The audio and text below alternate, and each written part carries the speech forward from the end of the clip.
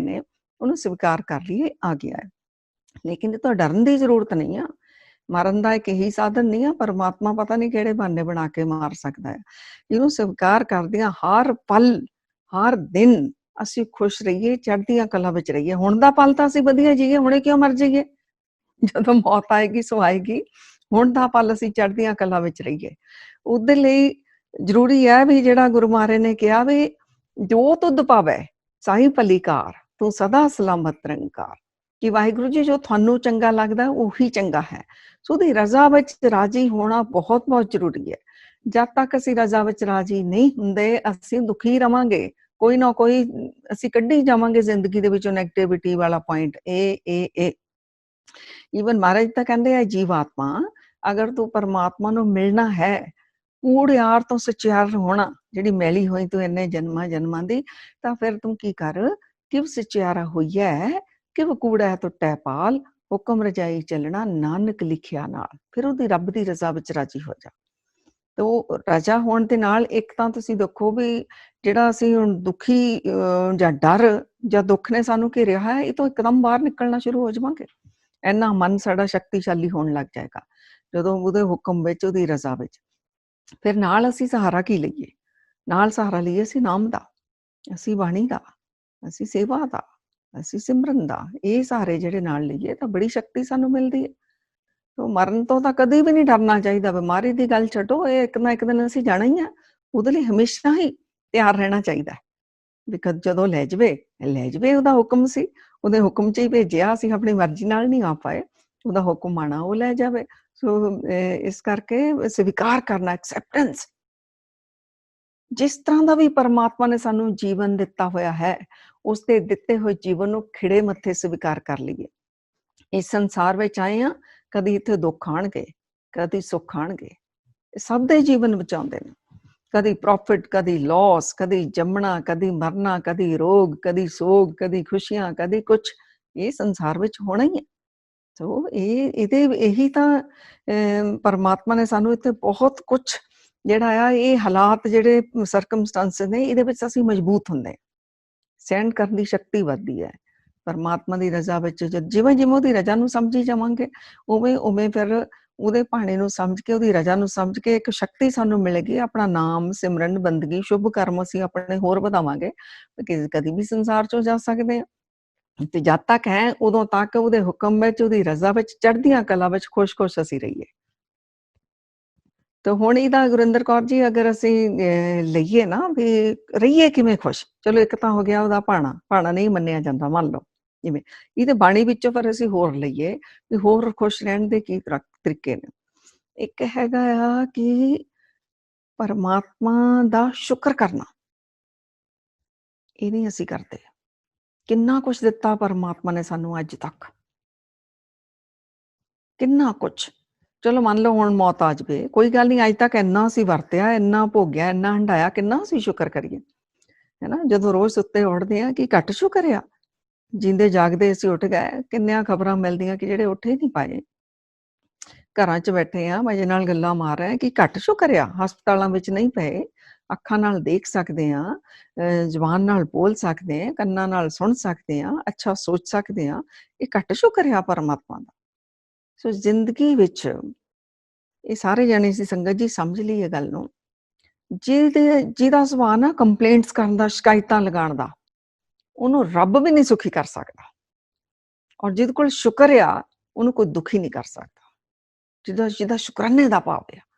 ਇਹਦੇ ਲਈ ਛੋਟੀ ਛੋਟੀ ਗੱਲ 'ਚ ਵੀ, ਹਰ ਚੀਜ਼ ਦੇ ਵਿੱਚ ਪਰਮਾਤਮਾ ਦਾ ਸ਼ੁਕਰਾਨਾ ਲੱਭਣਾ ਸ਼ੁਰੂ ਕਰੋ। ਸਵੇਰੇ ਸੁੱਤੇ ਉੱਠਦੇ ਆ ਪਰਮਾਤਮਾ ਦਾ ਸ਼ੁਕਰ ਜ਼ਰੂਰ ਕਰੋ। ਇੱਕ ਦਿਨ ਸਾਨੂੰ ਹੋਰ ਦਿੱਤਾ ਤੇ ਸਾਡੇ ਕੋਲ ਅੱਜ ਦਾ ਦਿਨ ਵੀ ਚਾਂਸ ਹੈ ਕਿ ਅਸੀਂ ਆਪਣਾ ਆਪ ਸਵਾਰ ਲਈਏ, ਕੁਛ ਭਲਾ ਕਰ ਲਈਏ, ਕੁਛ ਅੱਛਾ ਸੋਚ ਲਈਏ, ਕੁਛ ਸੁੱਖ ਦੇ ਦਈਏ, ਕਿਸੇ ਨੂੰ ਨਿੱਘ ਦੇ ਦਈਏ, ਕਿਸੇ ਨੂੰ ਪ੍ਰੇਮ ਦੇ ਦਈਏ, ਜੋ ਬਹੁਤ ਕੁਛ ਅਸੀਂ ਕਰ ਸਕਦੇ ਹਾਂ। ਸੋ ਦਿਨ ਦੀ ਸ਼ੁਰੂਆਤ ਸ਼ੁਕਰਾਨੇ ਤੋਂ, ਫਿਰ ਖਾਣਾ ਖਾਂਦੇ ਉਦੋਂ ਅਸੀਂ ਸ਼ੁਕਰਾਨਾ ਕਰੀਏ। ਗੁਰੂ ਮਹਾਰਾਜ ਤਾਂ ਸਿਖਾਉਂਦੇ ਨੇ, ਜਿਸ ਦਾ ਦਿੱਤਾ ਖਾਵਣਾ ਤਿਸ ਕਹੀਐ ਸਾਬਾਸ। ਜਿਹਦਾ ਖਾਂਦੇ ਆ ਉਹਦਾ ਸ਼ੁਕਰ ਕਰੋ।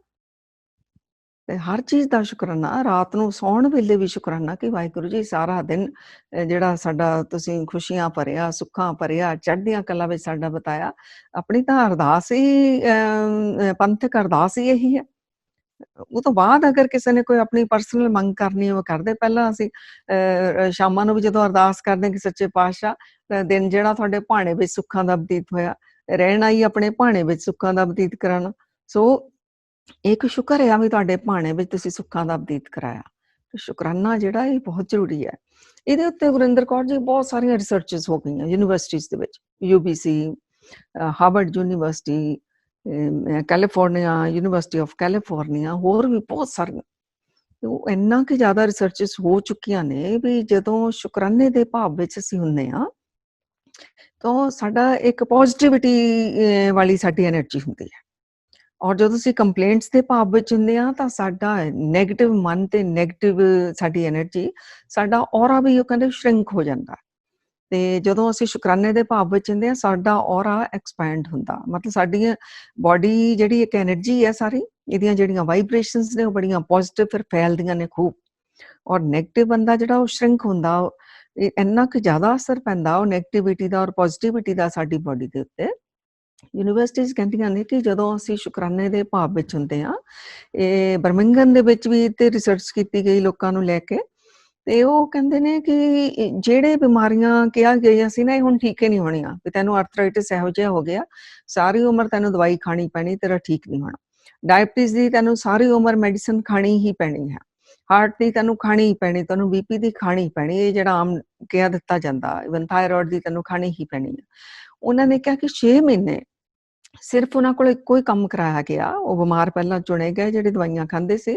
6 ਮਹੀਨੇ ਉਹਨਾਂ ਨੂੰ ਇੱਕੋ ਹੀ ਗੱਲ ਕਹੀ ਗਈ ਕਿ ਤੁਸੀਂ 5 ਸ਼ੁਕਰਾਨੇ ਰੋਜ਼ ਦੇ ਲਿਖਣੇ ਆ, ਉਹ ਵੀ ਰਾਤ ਨੂੰ ਸੌਣ ਤੋਂ ਪਹਿਲਾਂ।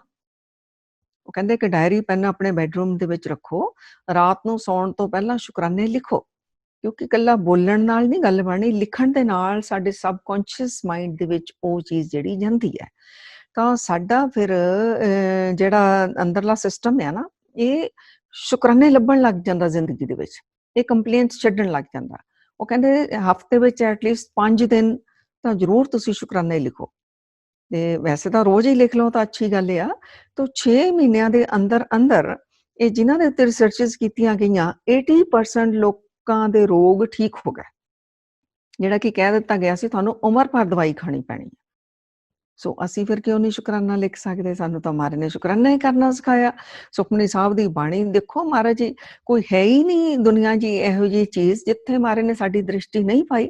ਜੇ ਪ੍ਰਸਾਦ ਸ਼ਕਤੀ ਅੰਮ੍ਰਿਤ ਕਾਹੇ, ਤਿਸ ਠਾकुर को रख मन माहे, जे प्रसाद सुगंध तन लावे, तिसको सिमरत परमगत पावे, जे प्रसाद बसे सुख मंदिर, तिसे त्याए सदा मन अंदर। ਸੋ ਆਪ ਜੀ ਇਹ ਬੜੇ ਪ੍ਰੇਮ ਨਾਲ ਪੜ੍ਹੋ, ਫਿਰ ਦੇਖੋ ਮਹਾਰਾਜ ਨੇ ਕਿੰਨੇ ਕਿੰਨੇ ਸ਼ੁਕਰਾਨੇ ਕਰਨ ਨੂੰ ਸਾਨੂੰ ਸਿਖਾ ਦਿੱਤੇ। ਤੋ ਅਸੀਂ ਤਾਂ ਸਾਡਾ ਤਾਂ ਰੋਮ ਰੋਮ ਸ਼ੁਕਰਾਨਾ ਕਰਦਾ ਸਾਹ ਨਾ ਲਵੇ। ਅਸੀਂ ਸੰਸਾਰ ਵਿੱਚ ਵਰਤਿਆ ਹੀ ਵਰਤਿਆ ਪਰਮਾਤਮਾ ਦਾ ਅੱਜ ਤੱਕ। ਬਚਪਨ ਦੇਖੋ ਸਾਨੂੰ ਮਾਤਾ ਪਿਤਾ ਪਰਮਾਤਮਾ ਨੇ ਦੇ ਦਿੱਤੇ ਸਾਡੀ ਪਰਵਰਿਸ਼ ਕਰਨ ਦੇ ਲਈ। ਫਿਰ ਸਾਡੇ ਰਿਸ਼ਤੇਦਾਰ ਮਿੱਤਰ, ਸਾਡਾ ਖਾਣ ਪੀਣ ਦਾ ਪ੍ਰਬੰਧ, ਸਾਡੀ ਐਜੂਕੇਸ਼ਨ ਦਾ ਪ੍ਰਬੰਧ, ਔਰ ਸਾਰੀ ਪ੍ਰਕਿਰਤੀ ਸਾਨੂੰ ਦੇ ਰਹੀ ਹੈ। ਆ ਧਰਤੀ ਦੇ ਉੱਤੇ ਅਸੀਂ ਬੈਠੇ ਹਾਂ, ਅਸੀਂ ਨਹੀਂ ਬਣਾਈ। ਹਵਾ ਲੈ ਰਹੇ ਹਾਂ, ਅਸੀਂ ਨਹੀਂ ਬਣਾਈ। ਸੂਰਜ ਤੋਂ ਰੋਸ਼ਨੀ ਲੈ ਰਹੇ ਹਾਂ, ਚੰਦਰਮਾ ਦੀਆਂ ਠੰਡੀਆਂ ਸ਼ੀਤਲ ਕਿਰਨਾਂ ਲੈ ਰਹੇ ਹਾਂ, ਅਗਨੀ ਇਹ ਅਸੀਂ ਨਹੀਂ ਬਣਾਏ, ਆਕਾਸ਼ ਅਸੀਂ ਨਹੀਂ ਬਣਾਇਆ। ਸੋ ਸਾਰੀ ਪ੍ਰਕਿਰਤੀ ਸਾਨੂੰ ਦੇ ਰਹੀ ਹੈ, ਪਰਮਾਤਮਾ ਪ੍ਰਕਿਰਤੀ ਦੇ ਥਰੂ ਦੇ ਰਿਹਾ। ਦੇਂਦਾ ਦੇ ਲੈਂਦੇ ਤੱਕ ਪਾਏ, ਜੁਗਾ ਜੁਗੰਤਰ ਖਾਹੀ ਖਾਏ। ਕਿੰਨਾ ਕੁ ਸ਼ੁਕਰਾਨਾ। ਗੁਰੂ ਨਾਨਕ ਸੱਚੇ ਪਾਤਸ਼ਾਹ ਜੀ ਤਾਂ ਕਹਿੰਦੇ ਆ ਤੁਸੀਂ ਤਾਂ ਵਾਹ ਵਾਹ ਕਰਦੇ ਨਾ ਥੱਕੋ। ਬਾਣੀ ਵਿੱਚ ਮਹਾਰਾਜ ਸਿਖਾਉਂਦੇ ਨਾ, ਵਾਹ ਕਸਮ ਤੋਂ ਵਾਹ। ਜਿਹੜਾ ਅਸੀਂ ਵਾਹਿਗੁਰੂ ਜਪਦੇ ਹਾਂ ਇਹਦੇ ਪਿੱਛੇ ਕਿਤੇ ਨਾ ਕਿਤੇ ਇਹੀ ਭਾਵ ਆ ਵੀ ਪਰਮਾਤਮਾ ਤੋਂ ਵਾਹ ਆ, ਵਾਹ ਆ। ਕਿਵੇਂ ਵਾਹ ਆ? ਮਹਾਰਾਜ ਕਹਿੰਦੇ ਜਿਨ ਰਚ ਰਚਨਾ ਹਮ ਕੀਏ। ਇਹ ਪਰਮਾਤਮਾ ਜਿਹਨੇ ਸਾਰੀ ਰਚਨਾ ਰਚੀ ਔਰ ਸਾਨੂੰ ਵੀ ਤੂੰ ਰਚਿਆ। ਦੇਖੋ ਆਪਣੀ ਬਿਊਟੀ ਦੇਖੋ, ਕਿੰਨਾ ਸੁੰਦਰ ਸਾਡਾ ਸਿਸਟਮ, ਖਾ ਪੀ ਲਈਦਾ, ਅੰਦਰ ਡਾਈਜੈਸਟ ਹੋਈ ਜਾਂਦਾ, ਇੰਨਾ ਸਾਡਾ ਗੋਬਿੰਦ ਜੀ ਨੂੰ ਮਿਲਣ ਦਾ ਸਾਨੂੰ ਚਾਂਸ ਮਿਲਿਆ ਹੋਇਆ। ਤਾਂ ਮਹਾਰਾਜ ਜੀ ਕਹਿੰਦੇ ਨੇ ਵਾਹ ਖਸਮ ਤੋਂ ਵਾਹ, ਦਿਨ ਰਚ ਰਚਨਾ ਹਮ ਕੀਏ। ਫਿਰ ਪੂਰੀ ਸ੍ਰਿਸ਼ਟੀ ਤੇ ਸਾਡੀ ਦ੍ਰਿਸ਼ਟੀ ਦਿਵਾਉਂਦੇ ਨੇ। ਸਾਗਰ ਲਹਿਰ ਸਮੁੰਦ ਸਰ ਵੇਲ ਵਰਸ ਵਰਾ, ਵਾਹ ਕਸਮ ਤੋਂ ਵਾਹ, ਵਾਹ ਕਸਮ ਤੋਂ ਵਾਹ। ਸੋ ਕਿੰਨਾ ਕੁ ਅਸੀਂ ਸ਼ੁਕਰਾਨਾ ਕਰੀਏ, ਸ਼ੁਕਰਾਨਾ ਕਰੀਏ। ਅਸੀਂ ਜਿਹੜਾ ਖੁਸ਼ ਰਵਾਂਗੇ, ਚੜ੍ਹਦੀਆਂ ਕਲਾ ਵਿੱਚ ਰਹਾਂਗੇ। ਸੋ ਜਿਹੜਾ ਸਾਡਾ ਸੁਭਾਅ ਬਣਿਆ ਹੋਇਆ ਵੀ ਨੈਗੇਟਿਵ ਸੋਚੀ ਜਾਈਏ, ਇਹ ਨੈਗੇਟਿਵਿਟੀ ਸਾਡੀ ਜਿਹੜੀ ਆਪਣੇ ਆਪ ਹੀ ਦੂਰ ਜਾਣ ਲੱਗ ਜਾਏਗੀ। ਇਹਦਾ ਬਹੁਤ ਸੁੰਦਰ ਤਰੀਕਾ ਆ। ਤੋ ਗੁਰਵਿੰਦਰ ਕੌਰ ਜੀ ਅੱਜ ਦੇ ਜਿਹੜੇ ਮਨੋਵਿਗਿਆਨੀ ਨੇ ਨਾ, ਇਹ ਕਹਿੰਦੇ ਨੇ ਕਿ 4 ਕੈਮੀਕਲਸ ਨੇ ਸਾਡੇ ਬ੍ਰੇਨ ਦੇ ਵਿੱਚੋਂ ਨਿਕਲਦੇ, ਜਿਹੜੇ ਕਿ ਰਿਸਪੌਂਸਿਬਲ ਨੇ ਸਾਡੀ ਖੁਸ਼ੀ ਦੇ ਲਈ। ਜਦੋਂ ਅਸੀਂ ਖੁਸ਼ ਫੀਲ ਕਰਨਾ, ਇਹ ਕੈਮੀਕਲਸ ਜਿਹੜੇ ਰਿਸਪੌਂਸਿਬਲ ਹੁੰਦੇ ਨੇ। ਇਹਦੇ ਵਿੱਚ ਡੋਪਾਮਾਈਨ ਆ, ਐਂਡੋਰਫਿਨ ਆ, ਸੈਰੋਟੋਨਿਨ ਆ, ਆਕਸੀਟੋਸਿਨ ਆ। ਸੋ ਇਹ ਰਿਲੀਜ਼ ਕਦੋਂ ਹੁੰਦੇ ਆ? ਹੁਣ ਦੇਖੋ ਇੱਥੋਂ ਇੰਨੀ ਕੁ ਜ਼ਿਆਦਾ ਖੁਸ਼ੀ ਹੋ ਗਈ ਕਿ ਗੁਰੂ ਮਹਾਰਾਜ ਨੇ ਸਾਨੂੰ ਪਹਿਲੇ ਹੀ ਇਸ ਤਰ੍ਹਾਂ ਦਾ ਲਾਈਫ ਸਟਾਈਲ ਜੀਣਾ ਸਿਖਾਇਆ, ਜਿਹੜਾ ਕਿ ਅੱਜ ਦੀਆਂ ਰਿਸਰਚਰਸ ਕਹਿ ਰਹੀਆਂ ਨੇ। ਆਨੰਦ ਵਾਲਾ ਜੀਵਨ ਸਾਨੂੰ ਜੀਣਾ ਸਿਖਾਇਆ, ਤੇ ਇਹ ਦੱਸ ਰਹੀਆਂ ਨੇ ਵੀ ਇਹ ਜਿਹੜੇ ਆ ਇਹ ਕੈਮੀਕਲਸ ਕਿਹੜੇ-ਕਿਹੜੇ ਮੌਕਿਆਂ ਤੇ ਰਿਲੀਜ਼ ਹੁੰਦੇ ਆ। ਤੇ ਜੇ ਡੋਪਾਮਾਈਨ ਆ, ਜਦੋਂ ਘਰ 'ਚ ਕੋਈ ਦਿਨ ਤਿਉਹਾਰ ਆ ਜਾਵੇ, ਕੋਈ ਫੰਕਸ਼ਨ ਆ ਜਾਵੇ, ਜਦੋਂ ਸਾਰੇ ਖੁਸ਼ੀ ਮਹਿਸੂਸ ਕਰਦੇ ਆ, ਜਾਂ ਫਿਰ ਜਦੋਂ ਅਸੀਂ ਕੋਈ ਗੋਲ ਅਚੀਵ ਕਰਦੇ ਆ, ਕੋਈ ਵੀ ਗੋਲ ਅਚੀਵ ਕਰਦੇ ਆ, ਤਾਂ ਉਹ ਕਹਿੰਦੇ ਨੇ ਵੀ ਇਹਦੇ ਲਈ ਤੁਸੀਂ ਆਪਣੇ ਛੋਟੇ-ਛੋਟੇ ਗੋਲ ਆਪਣੇ ਅੱਗੇ ਰੱਖੋ। ਜਿਵੇਂ ਕਿ ਮੰਨ ਲਓ ਅਸੀਂ ਸੋਚਿਆ ਸੀ ਵੀ ਕੱਲ ਨੂੰ ਅੰਮ੍ਰਿਤ ਵੇਲੇ ਇੰਨੇ ਵਜੇ ਉੱਠਣਾ, ਆਪਣੀ ਪਲੈਨਿੰਗ ਕੀਤੀ ਔਰ ਅਗਲੇ ਦਿਨ ਉੱਠ ਗਏ ਉਨੇ ਵਜੇ, ਤਾਂ ਆਪਣੇ ਆਪ ਹੀ ਉਹ ਜਿਹੜਾ ਆ ਸਾਡਾ ਅੰਦਰ ਬ੍ਰੇਨ ਨੇ ਕੈਮੀਕਲ ਰਿਲੀਜ਼ ਕਰ ਦੇਣਾ, ਖੁਸ਼ੀ ਮਹਿਸੂਸ ਕਰਨੀ ਵੀ ਹਾਂ ਕਿਹਾ ਸੀਗਾ ਔਰ ਅਸੀਂ ਕਰ ਲਿਆ। ਸੋਚਿਆ ਸੀ ਵੀ ਹੁਣ ਮੀਨਿੰਗਲੈਸ ਟਾਈਮ ਨਹੀਂ ਵੇਸਟ ਕਰਨਾ, ਸਿਰਫ ਆਪਣਾ ਇੰਟਰਨੈਟ ਤੇ ਇੰਨਾ ਕੀ ਲਾਵਾਂਗੇ ਅਸੀਂ ਮੋਬਾਈਲਾਂ ਤੇ ਉਨਾ ਹੀ ਅਸੀਂ ਉਹਨੂੰ ਅਸਰ ਕਰ ਲਿਆ। ਤਾਂ ਉਹ ਜਦੋਂ ਗੋਲ ਅਚੀਵ ਕੀਤਾ, ਆਪਣੇ ਆਪ ਅੰਦਰ ਖੁਸ਼ੀ ਮਹਿਸੂਸ ਸੀ, ਕੈਮੀਕਲ ਜਿਹੜਾ ਇਹ ਰਿਲੀਜ਼ ਹੋ ਗਿਆ ਡੋਪਾਮਾਈਨ। ਸੋ ਇਵੇਂ ਉਹ ਕਹਿੰਦੇ ਨੇ ਕਿ ਛੋਟੇ-ਛੋਟੇ ਗੋਲਸ ਜਿਹੜੇ ਨੇ ਆਪਣੇ ਜ਼ਿੰਦਗੀ ਦੇ ਵਿੱਚ ਤੁਸੀਂ ਰੱਖ ਲਿਆ ਕਰੋ। ਉਹ ਜਦੋਂ ਤੁਸੀਂ ਅਚੀਵ ਕਰਦੇ ਹੋ ਤਾਂ ਆਪਣੇ ਆਪ ਹੀ ਇਹ ਤੁਹਾਡਾ ਖੁਸ਼ੀ ਦਾ ਕੈਮੀਕਲ ਜਿਹੜਾ ਡੋਪਾਮਾਈਨ ਉਹ ਨਿਕਲਦਾ ਹੀ ਨਿਕਲਦਾ ਹੈ। ਦੂਸਰਾ ਕਰਦੇ ਨੇ ਐਂਡੋਰਫਿਨ ਕੈਮੀਕਲ। ਇਹ ਜਦੋਂ ਅਸੀਂ ਆਪਣਾ ਪਸੀਨਾ ਬਹਾ ਲੈਂਦੇ ਹਾਂ, ਸੋ ਅੱਜ ਸਾਨੂੰ ਬਹਾਣਾ ਪੈਂਦਾ ਫਿਜ਼ੀਕਲੀ ਐਕਸਰਸਾਈਜ਼ ਕਰਕੇ ਜਾਂ ਜਿਮ ਜਾ ਕੇ, ਪਰ ਉਹ ਪਹਿਲਾਂ ਤਾਂ ਸਾਡਾ ਲਾਈਫ ਸਟਾਈਲ ਹੀ ਇਹੋ ਜਿਹਾ ਸੀ, ਖੇਤੀਆਂ ਬਾੜੀਆਂ ਕਰਨ ਵਾਲੇ, ਜੂਝਣਾ। ਸੋ ਜਦੋਂ ਫਿਜ਼ੀਕਲੀ ਵਰਕਆਊਟ ਕਰ ਲੈਂਦੇ ਹਾਂ ਚੰਗੀ ਤਰ੍ਹਾਂ, ਅੱਧਾ ਪੌਣਾ ਘੰਟਾ, ਤਾਂ ਉਹ ਕਹਿੰਦੇ ਨੇ ਆਪਣੇ ਆਪ ਹੀ ਨਿਕਲਦਾ ਆ ਇਹ ਜਿਹੜਾ ਕੈਮੀਕਲ ਆ। ਸੋ ਇਹ ਦੇਖੋ ਅੱਗੇ ਸਾਡਾ ਇਹੀ ਸੀ ਨਾ ਲਾਈਫ ਸਟਾਈਲ, ਹੁਣ ਮਸ਼ੀਨੀ ਯੁੱਗ ਆ ਗਿਆ ਤੇ ਵਰਕਆਊਟਸ ਅਸੀਂ ਉਹਨਾਂ ਨਹੀਂ ਕਰ ਪਾਉਂਦੇ।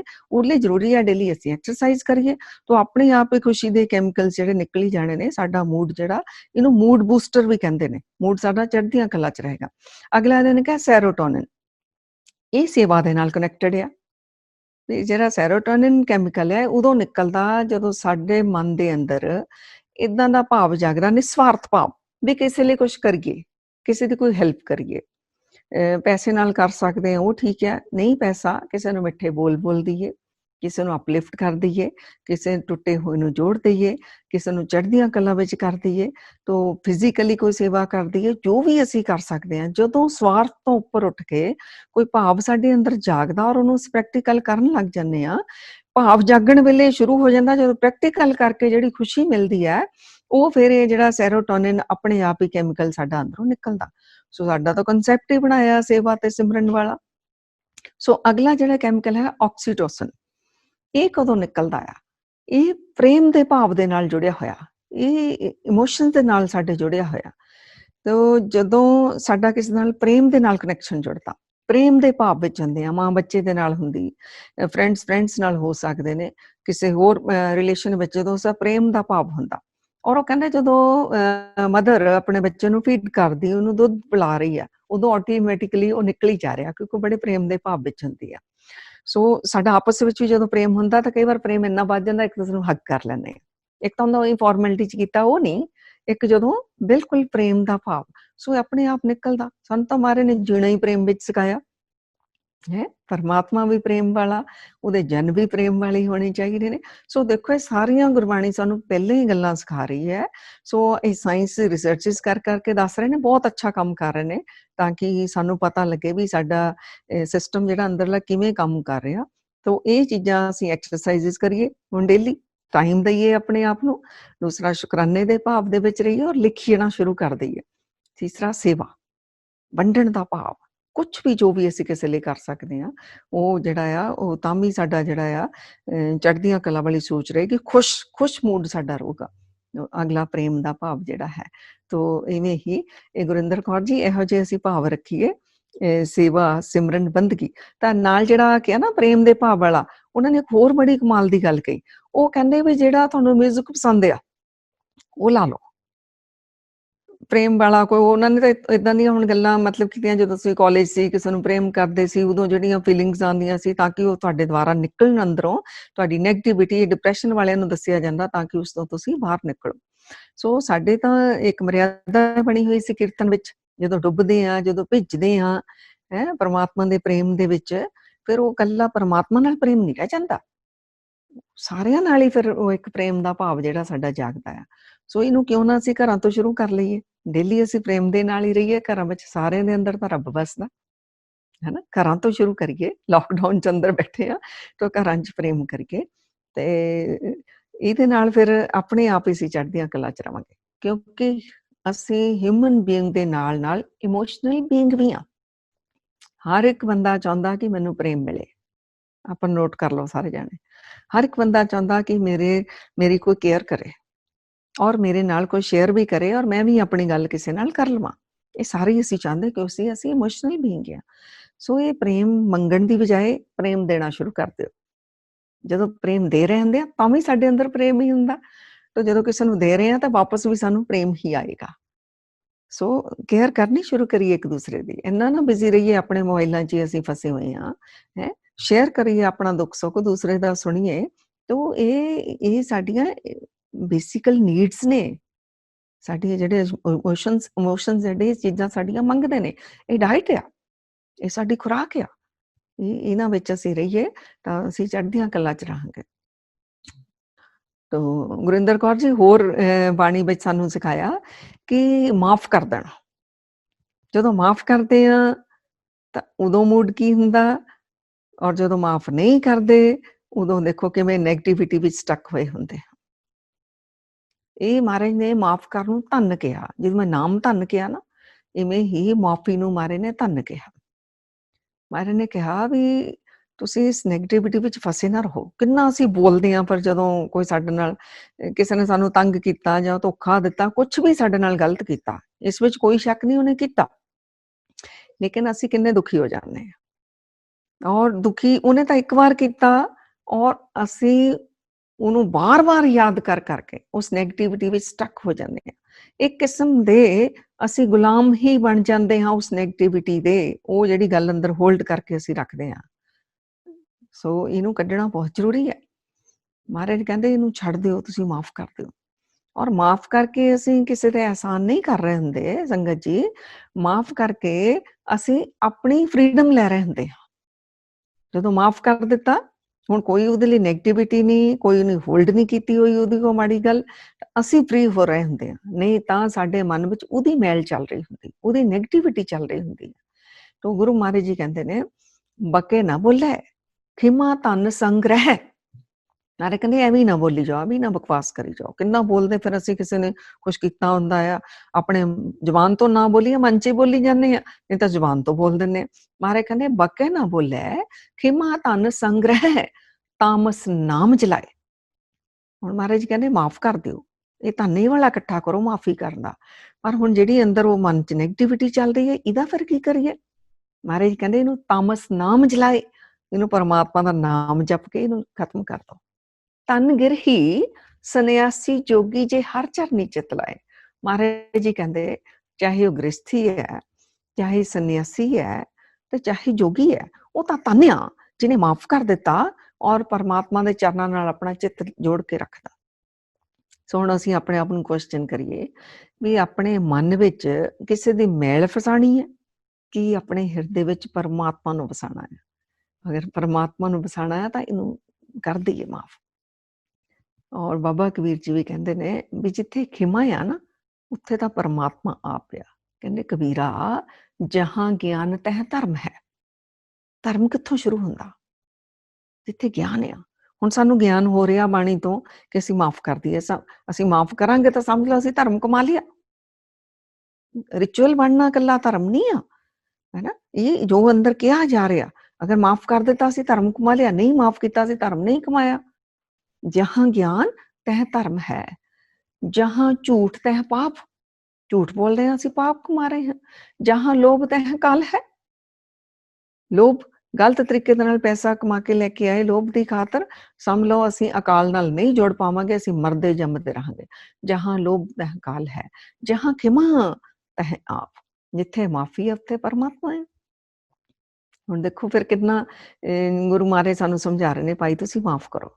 ਔਰ ਜਿਨ੍ਹਾਂ ਨੇ ਮਾਫ ਨਹੀਂ ਕੀਤਾ, ਗੁਰਿੰਦਰ ਕੌਰ ਜੀ, ਸੰਗਤ ਜੀ, ਗੁਰੂ ਨਾਨਕ ਸੱਚੇ ਪਾਤਸ਼ਾਹ ਜੀ ਕਹਿੰਦੇ ਨੇ, ਦੁਨੀਆ ਦੇ ਲੋਕੋ ਉਹਨਾਂ ਦਾ ਹਾਲ ਦੇਖੋ ਕੀ ਹੋਇਆ, ਉਹ ਮਰ ਖੱਪ ਗਏ।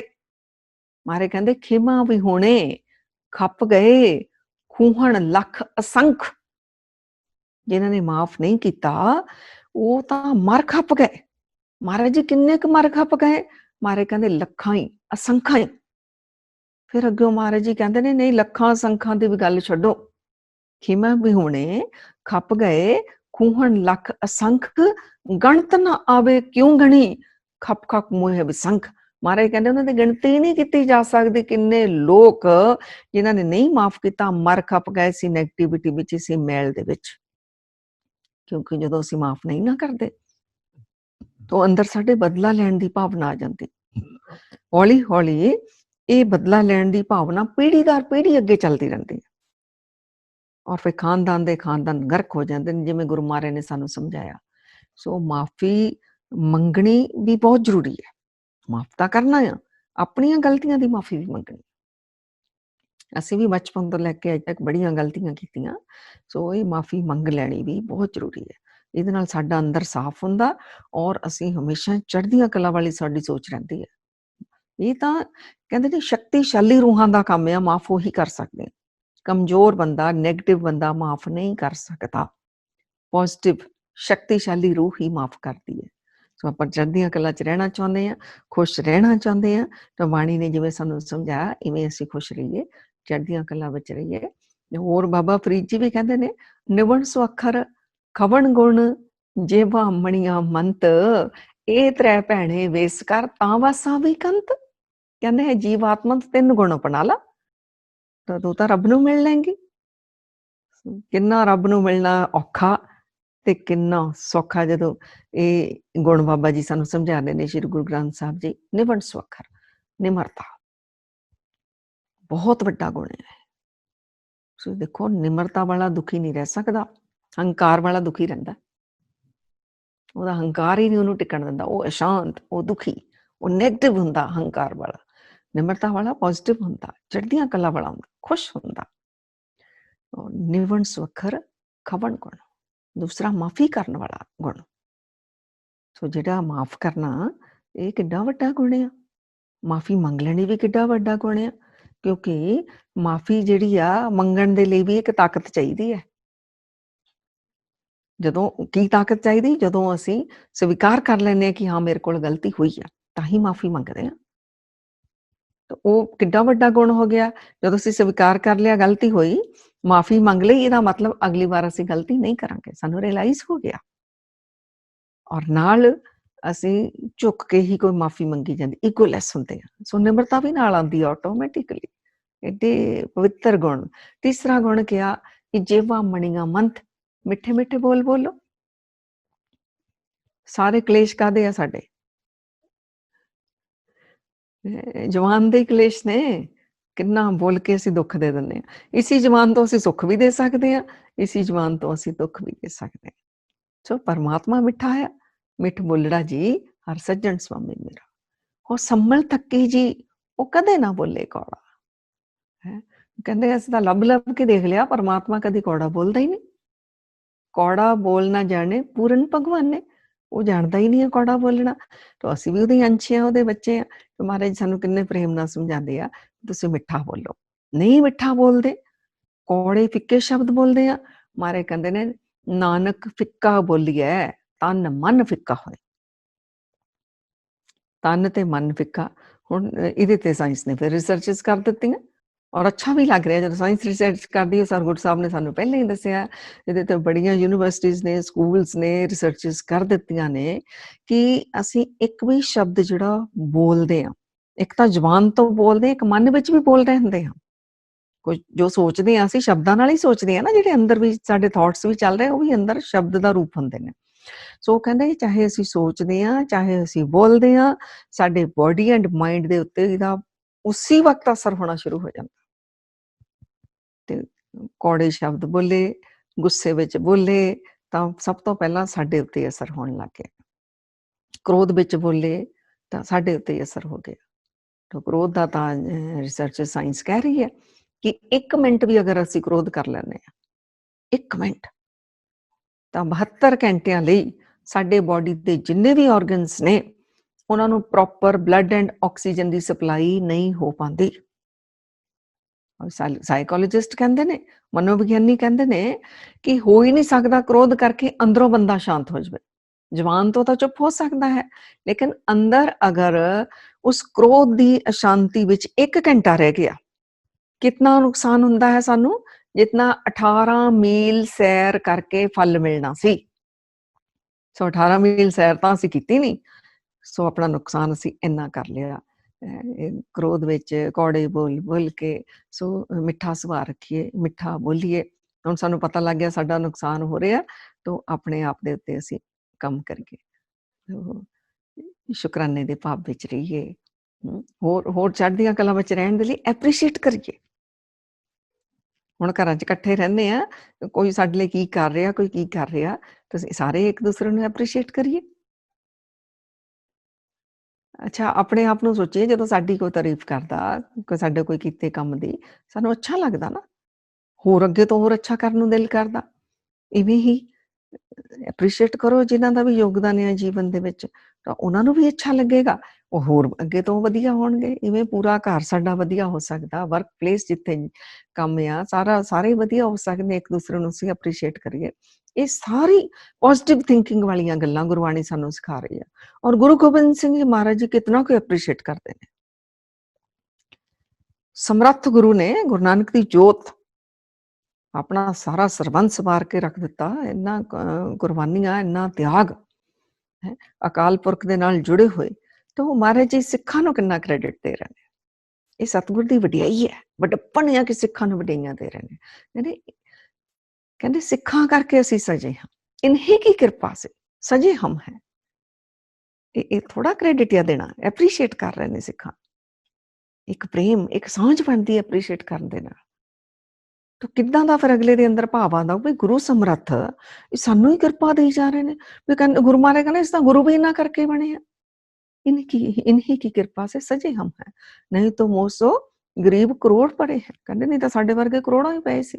ਐਡੀਆਂ ਵਡਿਆਈਆਂ ਸਾਹਮਣੇ ਵਾਲੇ ਨੂੰ ਦੇ ਦੇਣੀਆਂ, ਇਤਨਾ ਪਿਆਰ, ਝੂਠੀ ਤਾਰੀਫ ਨਹੀਂ ਕਰਨੀ, ਲੇਕਿਨ ਇਹ ਪ੍ਰੇਮ, ਕਿਉਂਕਿ ਮਹਾਰਾਜ ਜੀ ਆਪਣਾ ਹੀ ਰੂਪ ਆਪਣੇ ਸਿੱਖਾਂ ਨੂੰ ਸਮਝਦੇ ਸੀ, ਆਪਣੇ ਬੱਚਿਆਂ ਤੋਂ ਦੀ ਤਰ੍ਹਾਂ ਹੀ ਪਿਆਰ ਕਰਦੇ ਸਨ। ਇਤਨਾ ਜਿਵੇਂ ਆਪਣੇ ਬੱਚੇ ਨੂੰ ਅਸੀਂ ਐਪਰੀਸ਼ੀਏਟ ਕਰੀਦਾ, ਇਹ ਮਹਾਰਾਜ ਨੇ ਸਿੱਖਾਂ ਨੂੰ ਕੀਤਾ।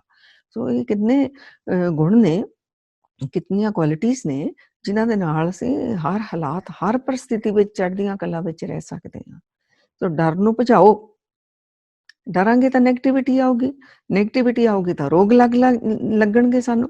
WHO ਵਾਲਿਆਂ ਦੀ ਰਿਸਰਚ ਕਹਿੰਦੀ ਹੈ ਕਿ ਅਗਰ 90 ਦਿਨ ਤੁਸੀਂ ਪੋਜ਼ਿਟਿਵ ਰਹਿ ਗਏ, 90 ਡੇਜ਼, ਕੋਈ ਨੈਗੇਟਿਵ ਥਾਟ ਤਾਂ ਆਉਣਗੇ ਕਿਉਂਕਿ ਸੁਭਾਅ ਬਣਿਆ ਹੋਇਆ, ਤਾਂ ਉਹਨੂੰ ਉਸੇ ਵਕਤ ਉਹ ਕਹਿੰਦੇ ਆ ਉਹਨੂੰ ਖਤਮ ਕਰਕੇ ਤੇ ਪੋਜ਼ਿਟਿਵ ਦੀ ਜਗ੍ਹਾ ਸੋਚਣਾ ਸ਼ੁਰੂ ਕਰ ਦਿਓ। 90 ਦਿਨ ਅਗਰ ਤੁਸੀਂ ਪੋਜ਼ਿਟਿਵ ਰਹਿ ਗਏ, ਤੁਹਾਨੂੰ ਜਿੰਨੀਆਂ ਮਰਜ਼ੀ ਬਿਮਾਰੀਆਂ ਲੱਗੀਆਂ ਹੋਣ, ਤੁਹਾਨੂੰ ਬਾਏ ਕਰਨ ਲੱਗ ਜਾਣਗੀਆਂ। ਔਰ 90 ਦਿਨ ਅਗਰ ਤੁਸੀਂ ਨੈਗੇਟਿਵ ਰਹਿ ਗਏ, ਅੱਜ ਕੱਲ੍ਹ ਦੇਖੋ ਅਸੀਂ ਨਿਊਜ਼ ਵੀ ਉੱਦਾਂ ਦੀਆਂ ਪੜ੍ਹੀ ਜਾਂਦੇ, ਚਰਚਾ ਵੀ ਇਹੋ ਜਿਹੀ ਕਰੀ ਜਾਂਦੇ ਨੈਗੇਟਿਵਿਟੀ ਵਾਲੀ, ਤਾਂ ਉਹ ਕਹਿੰਦੇ 90 ਡੇਜ਼ ਅਗਰ ਤੁਸੀਂ ਨੈਗੇਟਿਵ ਰਹਿ ਗਏ, ਤਾਂ ਜਿਵੇਂ ਹਵਾ ਸਾਨੂੰ ਛੂੰਹਦੀ ਆ ਨਾ ਹਰ ਵਕਤ, ਤਾਂ ਇਵੇਂ ਹੀ ਬਿਮਾਰੀਆਂ ਤੁਹਾਨੂੰ ਛੂ ਕੇ ਤੁਹਾਡੇ ਅੰਦਰ ਵੜ ਜਾਣਗੀਆਂ। ਇਸ ਕਰਕੇ ਜਿਹੜਾ ਹਮੇਸ਼ਾ ਆਪ ਖੁਸ਼ ਰਹਿਣ ਦੇ, ਹੁਣ ਸਾਨੂੰ ਦੇਖੋ ਕਿੰਨੇ ਟਿਪਸ ਮਿਲੇ ਗੁਰਬਾਣੀ ਦੇ ਵਿੱਚੋਂ, ਤੇ ਇਹ ਅਸੀਂ ਖੁਸ਼ ਰਹਿਣ ਦਾ ਆਪਣਾ ਸੁਭਾਅ ਬਣਾਈਏ, ਚੜ੍ਹਦੀਆਂ ਕਲਾਂ ਦਾ ਰਹਿਣ ਦਾ ਆਪਣਾ ਸੁਭਾਅ ਬਣਾਈਏ, ਆਪਣੇ ਮਨ ਨੂੰ ਅਸੀਂ ਆਪ ਹੀ ਟ੍ਰੇਨਡ ਕਰਨਾ, ਔਰ ਪੂਰਾ ਪਰਿਵਾਰ ਇੱਕ ਦੂਸਰੇ ਨੂੰ ਇੱਦਾਂ ਦੀਆਂ ਹੀ ਗੱਲਾਂ ਕਰੀਏ ਵੀ ਸਾਰਿਆਂ ਦਾ ਮੂਡ ਅਸੀਂ ਵਧੀਆ ਬਣਾਈਏ। ਜਾਂ ਜਿਨ੍ਹਾਂ ਨਾਲ ਤੁਸੀਂ ਫੋਨ ਦੇ ਥਰੂ ਵੀ, ਮੋਬਾਈਲ ਦੇ ਥਰੂ ਕਰਦੇ ਹੋ, ਉਹਨਾਂ ਨਾਲ ਵੀ ਇੱਦਾਂ ਦਾ ਹੀ ਸਿਸਟਮ ਬਣਾ ਕੇ ਰੱਖੀਏ, ਆਪ ਵੀ ਚੜ੍ਹਦੀਆਂ ਕਲਾਂ 'ਚ ਰਹੀਏ, ਦੂਸਰਿਆਂ ਨੂੰ ਵੀ ਰੱਖੀਏ, ਤਾਂ ਚੜ੍ਹਦੀਆਂ ਕਲਾਂ ਵਾਲੀਆਂ ਵਿਚਾਰਾਂ ਹੋਣਗੀਆਂ ਤਾਂ ਹੋਰ ਚੜ੍ਹਦੀਆਂ ਕਲਾਂ ਆਪਸ ਦੇ ਵਿੱਚ ਆਉਣਗੀਆਂ।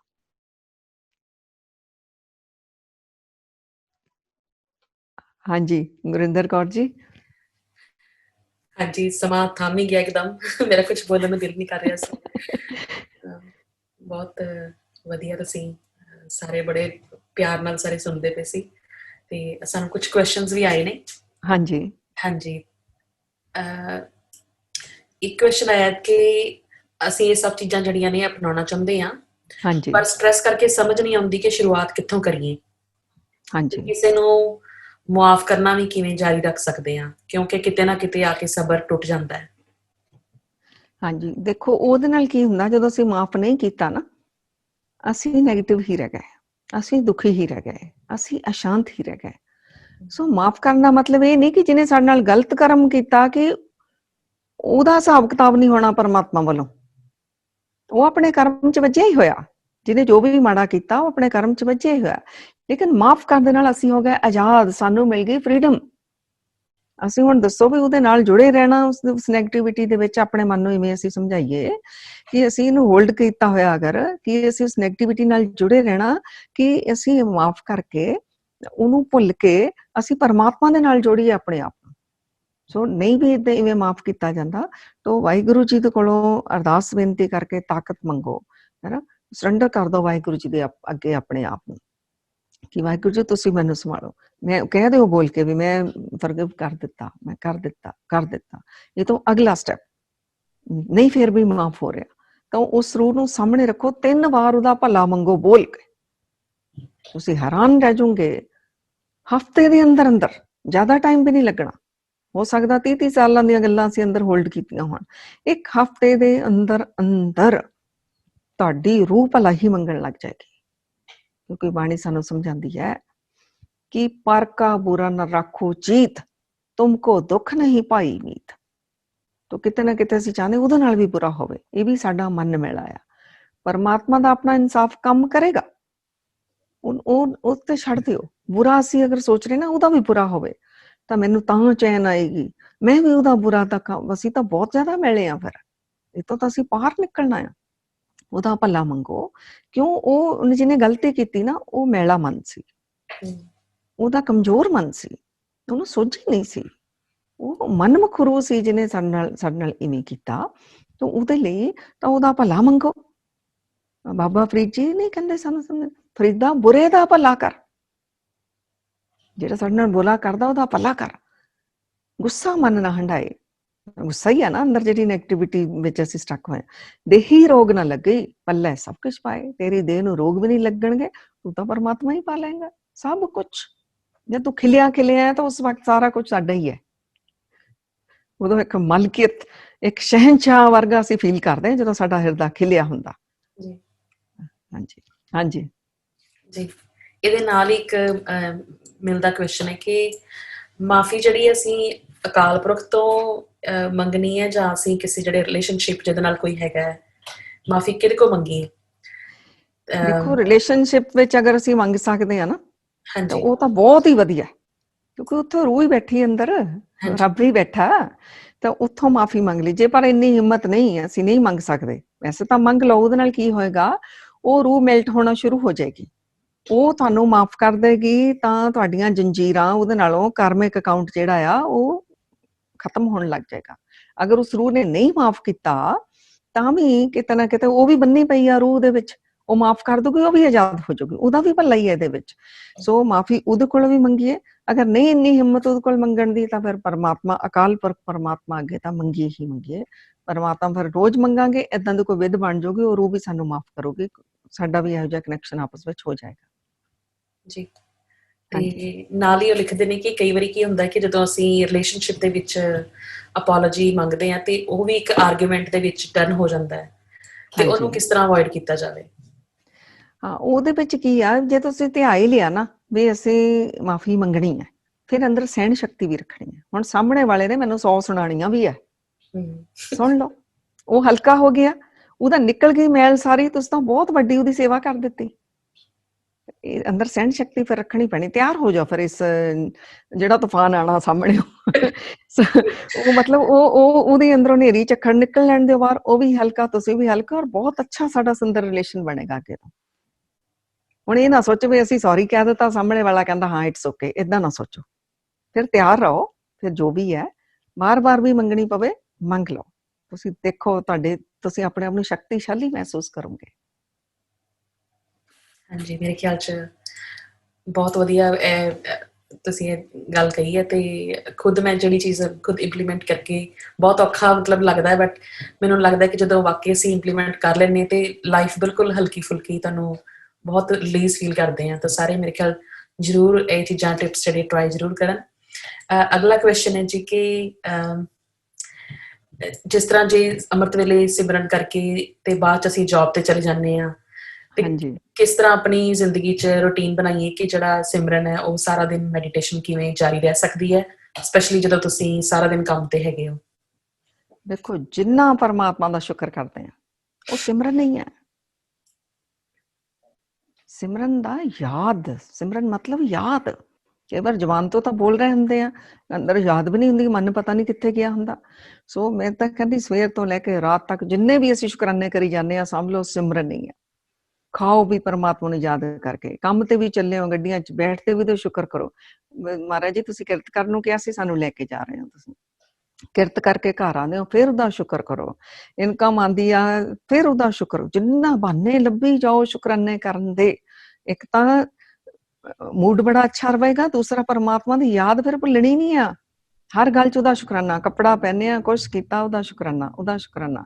ਪਰਿਵਾਰ ਦੇ ਮੈਂਬਰਾਂ ਨਾਲ ਬੈਠੇ ਗੱਲਾਂ ਕੀਤੀਆਂ, ਉਹਦਾ ਸ਼ੁਕਰਾਨਾ। ਸ਼ੁਕਰ ਕਰੀ ਜਾਵਾਂਗੇ ਤਾਂ ਉਨਾ ਹੀ ਬਸ। ਹੁਣ ਕੰਮ ਕਰਦੇ ਆ ਤਾਂ ਕੰਮ 'ਚ ਹੀ ਫੋਕਸ ਕਰਨਾ, ਲੇਕਿਨ ਉਹਦਾ ਸ਼ੁਕਰਾਨਾ ਕਰਕੇ ਸ਼ੁਰੂ ਕਰੋ ਤਾਂ ਮਨ ਖਿੰਡੇਗਾ ਵੀ ਨਹੀਂ, ਚੜ੍ਹਦੀਆਂ ਕਲਾਂ 'ਚ ਵੀ ਰਵਾਂਗੇ। ਬਿਲਕੁਲ ਜੀ। ਹਾਂਜੀ। ਅਗਲਾ ਕੁਐਸਚਨ ਆਇਆ ਕਿ ਡਾਈਟ ਦਾ ਕੀ ਰੋਲ ਹੈ ਖੁਸ਼ ਰਹਿਣ ਦੇ ਵਿੱਚ? ਡਾਈਟ ਦਾ ਤਾਂ ਬਹੁਤ ਗਹਿਰਾ ਰੋਲ ਆ, ਕਿਉਂਕਿ 5 ਤੱਤਾਂ ਦਾ ਬਣਿਆ ਹੈ ਸਾਡਾ ਸਰੀਰ। ਸੋ ਉਹ ਕੋਈ ਨਾ ਕਿਤੇ ਤੱਤਾਂ ਦੀ ਜਿਹੜਾ ਇੰਬੈਲੈਂਸ ਹੋ ਜਾਂਦੇ ਨੇ ਸਾਡੇ, ਜਿਹਦੇ ਕਰਕੇ ਸਾਨੂੰ ਬੋਡੀ ਐਂਡ ਮਾਈਂਡ ਨੂੰ ਦੋਨਾਂ ਨੂੰ ਰੋਗ ਲੱਗਦੇ ਨੇ। ਸਾਡਾ ਮੂਡ ਵੀ ਉਹਨਾਂ ਨਾਲ ਬਦਲਦਾ ਆ। ਸੋ ਇਹ ਤੇ ਬੜੀਆਂ ਰਿਸਰਚਸ ਹੋ ਚੁੱਕੀਆਂ ਨੇ। 5 ਤੱਤ ਸਾਡੇ ਪੂਰੇ ਹੋਣੇ ਜ਼ਰੂਰੀ ਨੇ। ਸਭ ਤੋਂ ਪਹਿਲਾਂ ਹੈ ਮਿੱਟੀ ਤੱਤ। ਤੋ ਮਿੱਟੀ ਤੱਤ ਦੇ ਲਈ ਜਿਹੜੀਆਂ ਅਸੀਂ ਖਾਂਦੇ ਆ, ਸਾਗ, ਸਬਜ਼ੀਆਂ, ਦਾਲਾਂ, ਅਨਾਜ ਜੋ ਧਰਤੀ 'ਚੋਂ ਪੈਦਾ ਹੁੰਦਾ, ਇਹ ਸਮਾਨ ਖਾਂਦੇ ਆ ਤੇ ਇਹਦੇ ਨਾਲ ਸਾਡਾ ਮਿੱਟੀ ਤੱਤ ਪੂਰਾ ਹੁੰਦਾ। ਪਰ ਨਾਲ ਕੀ ਹੈ, ਇਹ ਤਾਜ਼ਾ ਬਣਾ ਕੇ ਖਾਓ। ਬਹੁਤੇ ਦਿਨ ਦਾ ਬੇਹਾ ਕਰਕੇ ਅਸੀਂ ਚੀਜ਼ਾਂ ਖਾਈ ਜਾਂਦੇ ਆ, ਜਾਂ ਅਸੀਂ ਜਿਹੜਾ ਦੂਸਰਾ ਹੁਣ ਫਾਸਟ ਫੂਡ ਜ਼ਿਆਦਾ ਖਾਣਾ ਸ਼ੁਰੂ ਕਰ ਦਿੱਤਾ। ਇਹਦੀ ਰਿਸਰਚ ਹੋਈ ਕੈਨੇਡਾ ਦੇ ਵਿੱਚ ਕਿ ਜਿੰਨਾ ਅਸੀਂ ਇਹ ਫੂਡ ਖਾਂਦੇ ਆ, ਉਹ ਸਾਡੇ ਬ੍ਰੇਨ ਦੇ ਉੱਤੇ ਬੜਾ ਅਸਰ ਪੈਂਦਾ। ਸਾਡੀ ਮੈਮਰੀ ਜਿਹੜੀ ਉਹ ਘਟਣ ਲੱਗ ਜਾਂਦੀ ਹੈ। ਸੋ ਇਹ ਹਰੀਆਂ ਦਾਲ ਸਬਜ਼ੀਆਂ ਜਿਹੜੀਆਂ, ਇਹ ਅਸੀਂ ਤਾਜ਼ਾ ਬਣਾ ਕੇ ਖਾਈਏ। ਤੇ ਦੂਸਰਾ ਆ ਗਿਆ ਆਪਣਾ ਪਾਣੀ ਤੱਤ। ਔਰ ਇਹ ਵੀ ਬੜਾ ਪਤਾ ਚੱਲਿਆ ਕਿ ਜਿਹੜੇ ਡਿਪਰੈਸ਼ਨ ਦੇ ਰੋਗੀ ਨੇ, ਪਾਣੀ ਘੱਟ ਪੀਂਦੇ ਨੇ। ਸੋ ਪਾਣੀ ਆਪਣਾ ਪੂਰਾ ਪੀਓ। ਸਵੇਰੇ ਸੁੱਤੇ ਉੱਠਦਿਆਂ ਜ਼ਰੂਰ ਪਾਓ। ਰਾਤ ਨੂੰ ਹੀ ਆਪਣੇ ਸਿਰਹਾਣੇ ਪਾਣੀ ਦਾ ਜੱਗ ਰੱਖ ਲਓ। ਉਹ ਸਿਰਹਾਣੇ ਰੱਖਣ ਦਾ ਮਤਲਬ ਸਵੇਰੇ ਸਭ ਤੋਂ ਪਹਿਲਾ ਕੰਮ ਇਹੀ ਕਰਨਾ ਕਿ ਪਾਣੀ ਪੀਣਾ। ਬੈਠ ਕੇ ਪੀਓ, ਖੜੇ ਹੋ ਕੇ ਪਾਣੀ ਕਿਸੇ ਨੇ ਨਹੀਂ ਪੀਣਾ। ਆਰਥਰਾਈਟਿਸ ਦਾ ਰੋਗ ਹੋ ਸਕਦਾ। ਬੈਠ ਕੇ ਪਾਣੀ ਪੀਓ, ਔਰ ਵੱਧ ਤੋਂ ਵੱਧ ਜਿੰਨਾ ਤੁਸੀਂ ਪੀ ਸਕਦੇ ਹੋ, ਬਿਨਾਂ ਕੁਰਲੀ ਕੀਤਿਆਂ, ਬਿਨਾਂ ਯੂਰਿਨ ਪਾਸ ਕੀਤਿਆਂ ਖੂਬ ਸਾਰਾ ਪਾਣੀ ਪੀਓ। ਉਸ ਤੋਂ ਬਾਅਦ ਜਾਓ ਤੁਸੀਂ ਵਾਸ਼ਰੂਮ ਵਗੈਰਾ, ਕਿਉਂਕਿ ਪਹਿਲਾਂ ਜਿਹੜਾ ਸਾਡਾ ਸਲਾਈਵਾ ਹੁੰਦਾ ਨਾ, ਉਹਦੇ ਵਿੱਚ ਵੀ ਬਹੁਤ ਸਾਰੀ ਮੈਡੀਸਨ ਹੁੰਦੀ ਹੈ। ਸੋ ਉਹਨੂੰ ਪਾਣੀ ਦੇ ਨਾਲ ਅੰਦਰ ਲੈ ਜਾਓ। ਰਾਤ ਨੂੰ ਬਰਸ਼ ਕਰਕੇ ਜ਼ਰੂਰ ਸੌਵੋ। ਸੋ ਪਾਣੀ ਵੱਧ ਤੋਂ ਵੱਧ ਪੀਓ। ਤੇ ਅਗਲਾ ਆ ਗਿਆ ਹਵਾ ਤੱਤ। ਹਵਾ ਤੱਤ ਦੇ ਲਈ ਬਰੀਦਿੰਗ ਐਕਸਰਸਾਈਜ਼, ਗਹਿਰੇ ਲੰਬੇ ਸਾਹ ਭਰੋ, ਛੱਡੋ, ਹੈ ਨਾ। ਇਹਦੇ ਲਈ ਵਾਕ ਕਰੋ ਬਾਹਰ ਜਾ ਕੇ, ਤਾਂ ਆਪਣੇ ਆਪ ਆਕਸੀਜਨ ਸਾਡੇ ਅੰਦਰ ਜਿਹੜੀ ਜ਼ਿਆਦਾ ਭਰੀ ਜਾਂਦੀ ਹੈ। ਤੋ ਆਕਸੀਜਨ ਦਾ ਬਹੁਤ ਵੱਡਾ ਰੋਲ ਆ। ਜਿੰਨੀ ਆਕਸੀਜਨ ਅੰਦਰ ਜ਼ਿਆਦਾ, ਸਾਡਾ ਮੂਡ ਖਿਲਿਆ ਰਹੂਗਾ। ਜਿੰਨੀ ਘੱਟ ਆ, ਮੋਸਟਲੀ ਜਿਹੜੇ ਡਿਪਰੈਸ਼ਨ ਦੇ ਰੋਗੀ ਨੇ, ਉਹਨਾਂ ਦੇ ਲੰਗਸ ਸ਼ਰਿੰਕ ਹੋ ਜਾਂਦੇ ਨੇ ਔਰ ਬ੍ਰੇਨ ਨੂੰ ਆਕਸੀਜਨ ਘੱਟ ਮਿਲਦੀ ਹੈ। ਸਟ੍ਰੈਸ ਵਾਲਿਆਂ ਨੂੰ ਵੀ, ਐਂਗਜ਼ਾਇਟੀ ਵਾਲਿਆਂ ਨੂੰ ਵੀ। ਤਾਂ ਉਹਦੇ ਲਈ ਹਵਾ ਜ਼ਰੂਰ ਆਪਣੇ ਅੰਦਰ ਭਰੋ, ਬਰੀਦਿੰਗ ਐਕਸਰਸਾਈਜ਼ ਕਰੋ।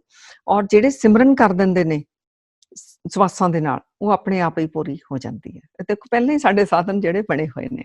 ਸੋ ਇਹ ਕਈ ਵਾਰ ਅਸੀਂ ਚੁੱਪ ਕਰਕੇ ਬਹਿ ਜਾਂਦੇ ਹਾਂ। ਪਹਿਲਾਂ ਥੋੜਾ ਕਰ ਲਓ, ਫਿਰ ਚੁੱਪ ਕਰਕੇ ਬੈਠੋ, ਤਾਂ ਕਿ ਅੰਦਰ ਸਾਹ ਵੀ ਭਰ ਜਾਣ ਔਰ ਉਹ ਸਿਮਰਨ ਵੀ ਅੰਦਰ ਸਵਾਸ ਨਾਲ ਵੀ ਉਹਦੀ ਤਾਕਤ ਅੰਦਰ ਜਾਂਦੀ ਹੈ। ਅਗਲਾ ਤੱਤ ਆ ਗਿਆ ਅਗਨੀ ਤੱਤ। ਸੋ ਅਗਨੀ ਤੱਤ ਜਿਹੜਾ ਆ, ਧੁੱਪ 'ਚ ਜ਼ਰੂਰ ਬੈਠੋ। ਸਵੇਰੇ ਚੜ੍ਹਦੇ ਆ ਸੂਰਜ, ਅੱਧਾ ਘੰਟਾ ਧੁੱਪ ਲੈ ਲਓ, ਜਾਂ ਸੂਰਜ ਛਿਪਦੇ ਅੱਧਾ ਘੰਟਾ ਉਦੋਂ ਵਾਕ ਲਈ ਨਿਕਲ ਜਾਓ, ਤਾਂ ਉਹ ਮਿਲ ਜਾਏਗੀ। ਤਾਂ ਅਗਰ ਬਾਕੀ ਦਿਨ ਕੰਮ ਤੇ ਬਿਜ਼ੀ ਹੋ ਤਾਂ 2 ਦਿਨ ਇਵੇਂ ਤੁਸੀਂ ਕਰ ਲਓ।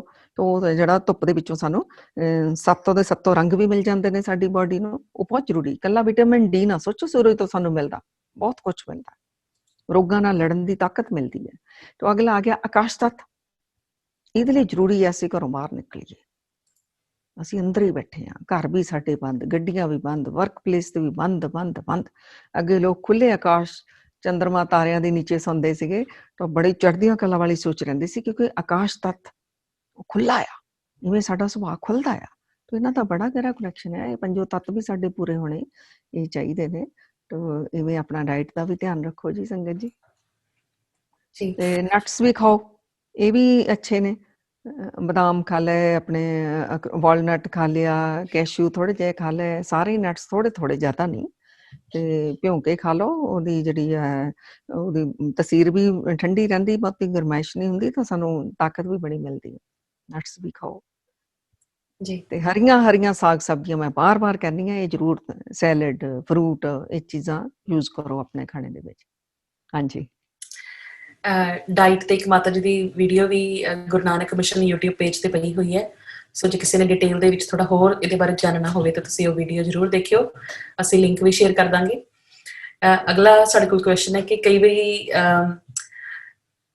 ਹਾਊ ਟੂ ਬੀ ਪੋਜ਼ਿਟਿਵ, ਅੱਛਾ ਜੀ, ਕਿ ਅਨਈਵਨ ਸਿਚੁਏਸ਼ਨਸ ਦੇ ਵਿੱਚ ਅਸੀਂ ਕਿਵੇਂ ਪੋਜ਼ਿਟਿਵ, ਜਦੋਂ ਤੁਹਾਡੀ ਲਾਈਫ 'ਚ ਕੋਈ ਵੀ ਪੋਜ਼ਿਟਿਵ ਚੀਜ਼ ਨਹੀਂ ਹੋ ਰਹੀ ਤੇ ਉਦੋਂ ਵੀ ਅਸੀਂ ਪੋਜ਼ਿਟਿਵ ਕਿਵੇਂ ਰਹੀਏ? ਉਹਦੇ ਵਿੱਚ ਉਹਨਾਂ ਵੱਲ ਦੇਖੋ, ਸੰਸਾਰ ਦੀਆਂ ਉਹ ਘਟਨਾਵਾਂ ਜਿਹਦੇ ਵਿੱਚ ਇਸ ਤੋਂ ਵੀ ਕਿਸੇ ਨਾਲ ਮਾੜਾ ਹੋਇਆ ਸੀ। ਪਹਿਲਾਂ ਤਾਂ ਇਹ ਦੇਖੋ, ਇਹ ਤੋਂ ਵੀ ਆਪਣੇ ਆਪ ਨੂੰ ਵੇਖੋ ਵੀ ਇਹ ਤੋਂ ਵੀ ਮਾੜਾ ਹੋ ਸਕਦਾ ਸੀ ਮੇਰੇ ਜੀਵਨ ਦੇ ਵਿੱਚ। ਸੰਸਾਰ ਵਿੱਚ ਵੀ ਮਾੜਾ ਦੇਖੋ ਔਰ ਆਪਣੇ ਨਾਲ ਵੀ ਦੇਖੋ, ਇਸ ਤੋਂ ਵੀ ਮਾੜਾ ਹੋ ਸਕਦਾ ਸੀ। ਫਿਰ ਉਹਦਾ ਸ਼ੁਕਰ ਕਰੋ, ਸ਼ੁਕਰ ਆ। ਫਿਰ ਉਮੀਦ ਕਦੀ ਨਾ ਛੱਡੋ। ਅਗਰ ਰਾਤ ਆ ਨਾ, ਉਸ ਤੋਂ ਬਾਅਦ ਦਿਨ ਚੜ੍ਹਨਾ ਹੀ ਚੜ੍ਹਨਾ ਆ, ਔਰ ਚੜ੍ਹਦਾ ਆ। ਪਰਮਾਤਮਾ ਦਾ ਵਿਧੀ ਦਾ ਵਿਧਾਨ ਆ ਕਿ ਦੁੱਖ ਤੋਂ ਬਾਅਦ ਸੁੱਖ ਆਉਂਦੇ ਨੇ, ਸੁੱਖਾਂ ਦੇ ਵਿੱਚ ਦੁੱਖ ਵੀ ਮਿਲਦੇ ਨੇ। ਇਹ ਵਿਧੀ ਦਾ ਵਿਧਾਨ ਆ। ਇਸ ਕਰਕੇ ਨਾ ਆਪਣੇ ਪਹਿਲਾਂ ਤਾਂ ਆਪਣੇ ਆਪ ਨੂੰ ਮੈਂਟਲੀ ਹਰ ਸਿਚੁਏਸ਼ਨ ਲਈ ਤਿਆਰ ਰੱਖਣ ਦੇ ਲਈ ਆਪਣੇ ਆਪ ਨੂੰ ਚੜ੍ਹਦੀਆਂ ਕਲਾ ਵਿੱਚ ਰੱਖੋ।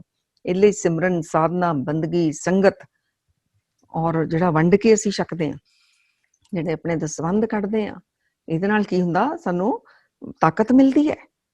ਵੰਡਦੇ ਕਿਸੇ ਦਾ ਭਲਾ ਕਰਦੇ ਆ, ਉਹ ਐਨਰਜੀ ਸਾਡੇ ਵੱਲ ਟਰਾਂਸਫਰ ਹੋ ਕੇ ਪੋਜ਼ਿਟਿਵ ਐਨਰਜੀ ਆਉਂਦੀ ਆ। ਜਿਹੜੇ ਮੈਂ ਤਾਂ ਹੈਰਾਨ ਆ ਕਿ ਗੁਰੂ ਮਹਾਰਾਜ ਨੇ ਕਿਵੇਂ ਸਾਡੇ ਕਲਿਆਣ ਦੇ ਲਈ ਸਾਰੇ ਵਿਧੀ ਦੇ ਵਿਧਾਨ ਬਣਾਏ ਹੋਏ ਨੇ, ਸਾਡਾ ਕਿਵੇਂ ਕਲਿਆਣ ਕਰ ਰਹੇ ਨੇ। ਸੋ ਹਮੇਸ਼ਾ ਹੀ ਉਹ ਇਸ ਤੋਂ ਵੀ ਮਾੜਾ ਦੇਖੋ। ਅਗਰ ਭੁੱਖੇ ਹੀ ਦੇਖ ਲਈਏ ਨਾ, ਸੰਸਾਰ ਵਿੱਚ ਹਰ ਇੱਕ 7ਵਾਂ ਬੰਦਾ ਰਾਤ ਨੂੰ ਭੁੱਖਾ ਸੌਂਦਾ। ਸਾਨੂੰ ਰੋਟੀ ਤਾਂ ਮਿਲ ਰਹੀ ਹੈ, ਸ਼ੁਕਰ ਹੈ ਕਿਤੇ ਭੁੱਖੇ ਨੇ। ਕਿੰਨੇ ਲੋਕ ਸੜਕਾਂ ਤੇ ਭਿਖਾਰੀ ਬਣੇ ਬੈਠੇ ਨੇ, ਹੈ ਸ਼ੁਕਰ ਹੈ ਅਸੀਂ ਛੱਤ ਦੇ ਵਿੱਚ ਬੈਠੇ ਹੋਏ ਹਾਂ।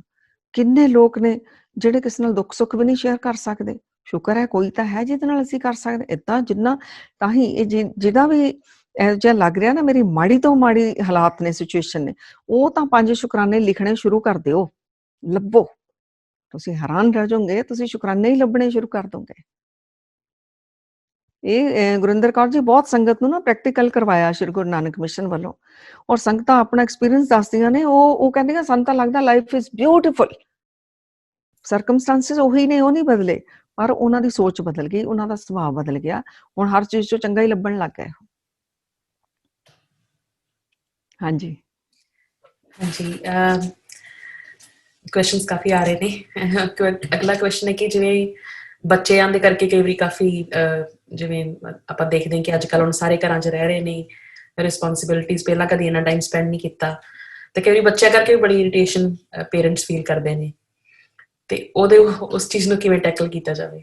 ਬੱਚਿਆਂ ਦੇ ਨਾਲ ਖੇਡੋ, ਬੱਚੇ ਨਾਲ ਬੱਚਾ ਬਣੋ, ਥੋੜਾ ਛਾਲਾਂ ਮਾਰੋ, ਥੋੜਾ ਜੰਪ ਕਰੋ, ਥੋੜਾ ਥੱਲੇ ਢਹਿ ਜਾਓ, ਥੋੜੇ ਉੱਪਰ ਹੋ ਜਾਓ। ਜਿਹੜੇ ਜ਼ਿਆਦਾ ਛੋਟੇ ਬੱਚੇ ਨੇ ਉਹਨਾਂ ਨਾਲ ਤਾਂ ਇਸ ਤਰ੍ਹਾਂ ਕਰੋ। ਇਹ ਜ਼ਰੂਰੀ ਹੈ। ਤੁਸੀਂ ਵੀ ਇੰਜੋਏ ਕਰੋ, ਬੱਚੇ ਨਾਲ ਬੱਚੇ ਬਣੋ।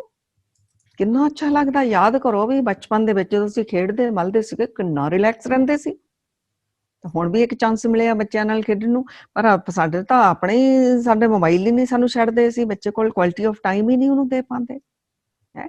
ਉਹ ਦੇਖੋ ਹੁਣ ਸਾਨੂੰ ਚਾਂਸ ਮਿਲਿਆ, ਅਸੀਂ ਘਰ ਬੈਠੇ ਹਾਂ, ਬੱਚੇ ਦੀਆਂ ਕੀ ਫੀਲਿੰਗਸ ਆ, ਉਹ ਕੀ ਖਾਣਾ ਚਾਹੁੰਦਾ, ਉਹ ਬਣਾਓ, ਬੱਚਾ ਵੀ ਖੁਸ਼, ਅਸੀਂ ਵੀ ਖੁਸ਼। ਉਹ ਖੇਡਣਾ ਚਾਹੁੰਦਾ ਖਿਡਾਓ, ਬਾਹਰ ਲੈ ਕੇ ਜਾਣਾ ਚਾਹੁੰਦਾ ਥੋੜਾ ਜਿਹਾ ਪਾਰਕ ਚ ਲੈ ਜਾਓ, ਏਦਾਂ ਕਰੋ ਬੱਚਿਆਂ ਦੇ ਨਾਲ। ਬੱਚਾ ਦੇਖ ਲਓ ਖੁਸ਼ ਹੋ ਰਿਹਾ ਸਾਹਮਣੇ ਬੈਠਾ। ਹਾਲੇ ਸਿਰਫ ਇਹ ਫੀਲਿੰਗਸ ਹੀ ਅਸੀਂ ਸ਼ੇਅਰ ਕੀਤੀਆਂ, ਜਦੋਂ ਪ੍ਰੈਕਟੀਕਲ ਹੋ ਗਿਆ ਫਿਰ ਦੇਖੋ ਆਪ ਨੂੰ ਵੀ ਖੁਸ਼ੀ, ਬੱਚਿਆਂ ਨੂੰ ਵੀ ਖੁਸ਼ੀ। ਥੋੜੇ ਵੱਡੇ ਬੱਚੇ ਨੇ, ਉਹਨਾਂ ਦੇ ਦੋਸਤ ਬਣੋ। ਬਹੁਤ ਕੁਛ ਇਹ ਮੌਕਾ ਆਇਆ ਸੀ ਉਹਨਾਂ ਨੂੰ ਹੁਣ ਸਿਖਾ ਸਕਦੇ ਹਾਂ, ਫੋਰਸਫੁਲੀ ਨਹੀਂ। ਇਹ ਮਾਵਾਂ ਕੋਲ ਬੜੀਆਂ ਯੋਗਤਾ ਹੁੰਦੀਆਂ। ਤਾਂ ਉਹ ਜਿਹੜੇ ਧਾਰਮਿਕ ਵਿਦਵਾਨ ਲੋਕ ਨੇ ਨਾ, ਉਹ ਕਹਿੰਦੇ ਮਾਂ ਦਾ ਬੱਚੇ ਅੱਗੇ ਝੂਠ ਬੋਲਿਆ ਵੀ ਪਵਿੱਤਰ ਹੁੰਦਾ ਹੈ, ਕਿਉਂਕਿ ਝੂਠੀ ਸਟੋਰੀ ਬਣਾ ਕੇ ਬਹੁਤ ਕੁਛ ਬੱਚੇ ਨੂੰ ਚੰਗੇ ਪਾਸੇ ਲਾ ਦਿੰਦੀ ਹੈ। ਉਹ ਏਦਾਂ ਹੋਇਆ ਸੀ ਉਹਦੇ ਨਾਲ, ਏਦਾਂ ਏਦਾਂ ਬਣਾ ਕੇ, ਜਿਵੇਂ ਬਾਬਾ ਫਰੀਦ ਜੀ ਦੀ ਮਾਂ ਨੇ ਬੋਲਿਆ ਸੀ ਝੂਠ ਵੀ ਖੁਦਾ ਸ਼ੱਕਰ ਦਿੰਦਾ,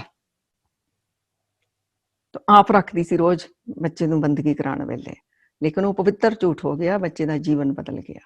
ਸੋ ਇਵੇਂ ਹੀ ਤਾਂ ਅਸੀਂ ਜਿਹੜੇ ਥੋੜੇ ਵੱਡੇ ਬੱਚੇ ਨੇ, ਇਹਨਾਂ ਦਾ ਸਾਨੂੰ ਟਾਈਮ ਮਿਲਿਆ, ਅੱਗੇ ਤਾਂ ਬਿਜ਼ੀ ਬੱਚੇ ਵੀ ਸਕੂਲਾਂ 'ਚ ਗਏ ਹੁੰਦੇ ਸੀਗੇ, ਕੁਛ ਆਪਣੇ ਇਤਿਹਾਸ ਦੀਆਂ ਗੱਲਾਂ ਕਰੀਏ, ਕੁਝ ਚੰਗੀਆਂ ਸਟੋਰੀਆਂ ਪੂਰੇ ਸੰਸਾਰ ਦੀਆਂ ਅਸੀਂ ਸ਼ੇਅਰ ਕਰੀਏ, ਸਾਰਾ ਹੀ ਸੰਸਾਰ ਸਾਡਾ ਆਪਣਾ ਆ, ਤਾਂ ਕਿ ਜਿਹੜਾ ਸਾਡਾ ਇੱਕ ਨਾਲੇ ਸਾਡੀ ਸਾਂਝ ਬਣੇ। ਕਹੋ ਵੀ ਆ ਫੈਮਿਲੀ ਟਾਈਮ ਆ, ਚਲੋ ਸਾਰੇ ਜਣੇ ਬੈਠੀਏ ਅੱਧਾ ਘੰਟਾ, ਤੂੰ ਵੀ ਆਪਣੀ ਕੋਈ ਗੱਲ ਸੁਣਾ। ਈਵਨ ਬੱਚਿਆਂ ਨੂੰ ਇਹ ਕਹੋ ਮੇਰੀ ਗਲਤੀ ਦੱਸੋ, ਤੈਨੂੰ ਮੇਰੇ ਮਾਮਾ ਦੀ ਕਿਹੜੀ ਗੱਲ ਨਹੀਂ ਅੱਛੀ ਲੱਗਦੀ, ਪਾਪਾ ਦੀ ਕਿਹੜੀ ਅੱਛੀ ਗੱਲ ਨਹੀਂ ਲੱਗਦੀ, ਉਹ ਤੁਸੀਂ, ਤਾਂ ਕਿ ਬੱਚੇ ਨੂੰ ਸਮਝਣ ਦਾ ਸਾਨੂੰ ਟਾਈਮ ਮਿਲੇ, ਅਸੀਂ ਵੀ ਆਪਣੇ ਆਪ ਸੁਧਾਰ ਕਰੀਏ। ਅਸੀਂ ਵੀ ਕਿਤੇ ਘੱਟ ਆ, ਹਿਟਲਰ ਬਣੇ ਫਿਰਦੇ ਆ ਹਨਾ। ਅਸੀਂ ਇਹ ਨਹੀਂ, ਉਹ ਬੱਚਾ ਵੀ ਆਪਣੇ ਸੰਸਕਾਰ ਸੁਭਾਅ ਲੈ ਕੇ ਆਇਆ, ਉਹਦੀਆਂ ਆਪਣੀਆਂ ਫੀਲਿੰਗ ਦੇ, ਅਸੀਂ ਕਹਿੰਦੇ ਸਾਡੇ ਮੁਤਾਬਕ ਸਾਰਾ ਸੰਸਾਰ ਚੱਲੇ, ਇਸ ਤਰ੍ਹਾਂ ਨਹੀਂ ਹੋਣਾ।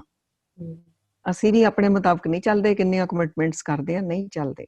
ਸੋ ਇੱਕ ਦੂਸਰੇ ਨੂੰ ਖੁਸ਼ ਹੋ ਕੇ, ਸਗੋਂ ਸਾਨੂੰ ਚਾਂਸ ਮਿਲਿਆ ਕਿ ਅਸੀਂ ਸਾਰੇ ਹੀ ਆਪਣੀ ਗਰੋਥ ਕਰੀਏ, ਸਪਿਰਿਚੁਅਲ ਵੀ, ਹਰ ਤਰ੍ਹਾਂ ਸਾਡੀ ਰਿਲੇਸ਼ਨਸ਼ਿਪ ਦੇ ਵਿੱਚ ਵੀ, ਫਿਜ਼ੀਕਲੀ ਮਿਲ ਕੇ ਸਾਰੇ ਜਾਣੇ ਚਲੋ ਐਕਸਰਸਾਈਜ਼ ਕਰੀਏ, ਆ ਜਾਓ ਵੀ ਸਾਰੇ ਜਾਣੇ। ਬੱਚੇ ਨੇ ਤੁਹਾਡੇ ਤੋਂ ਜ਼ਿਆਦਾ ਵਧੀਆ ਕਰ ਕਰਕੇ ਦਿਖਾਣੀਆਂ, ਤਾਂ ਤੁਹਾਨੂੰ ਵੀ ਚਾਅ ਚੜੂਗਾ, ਬੱਚੇ 5 ਵਾਰ ਕੀਤਾ ਮੈਂ 7 ਵਾਰ ਕਰੂੰ, ਐਂ ਕਰੋ, ਇੰਜੋਏ ਕਰੋ ਜ਼ਿੰਦਗੀ ਨੂੰ।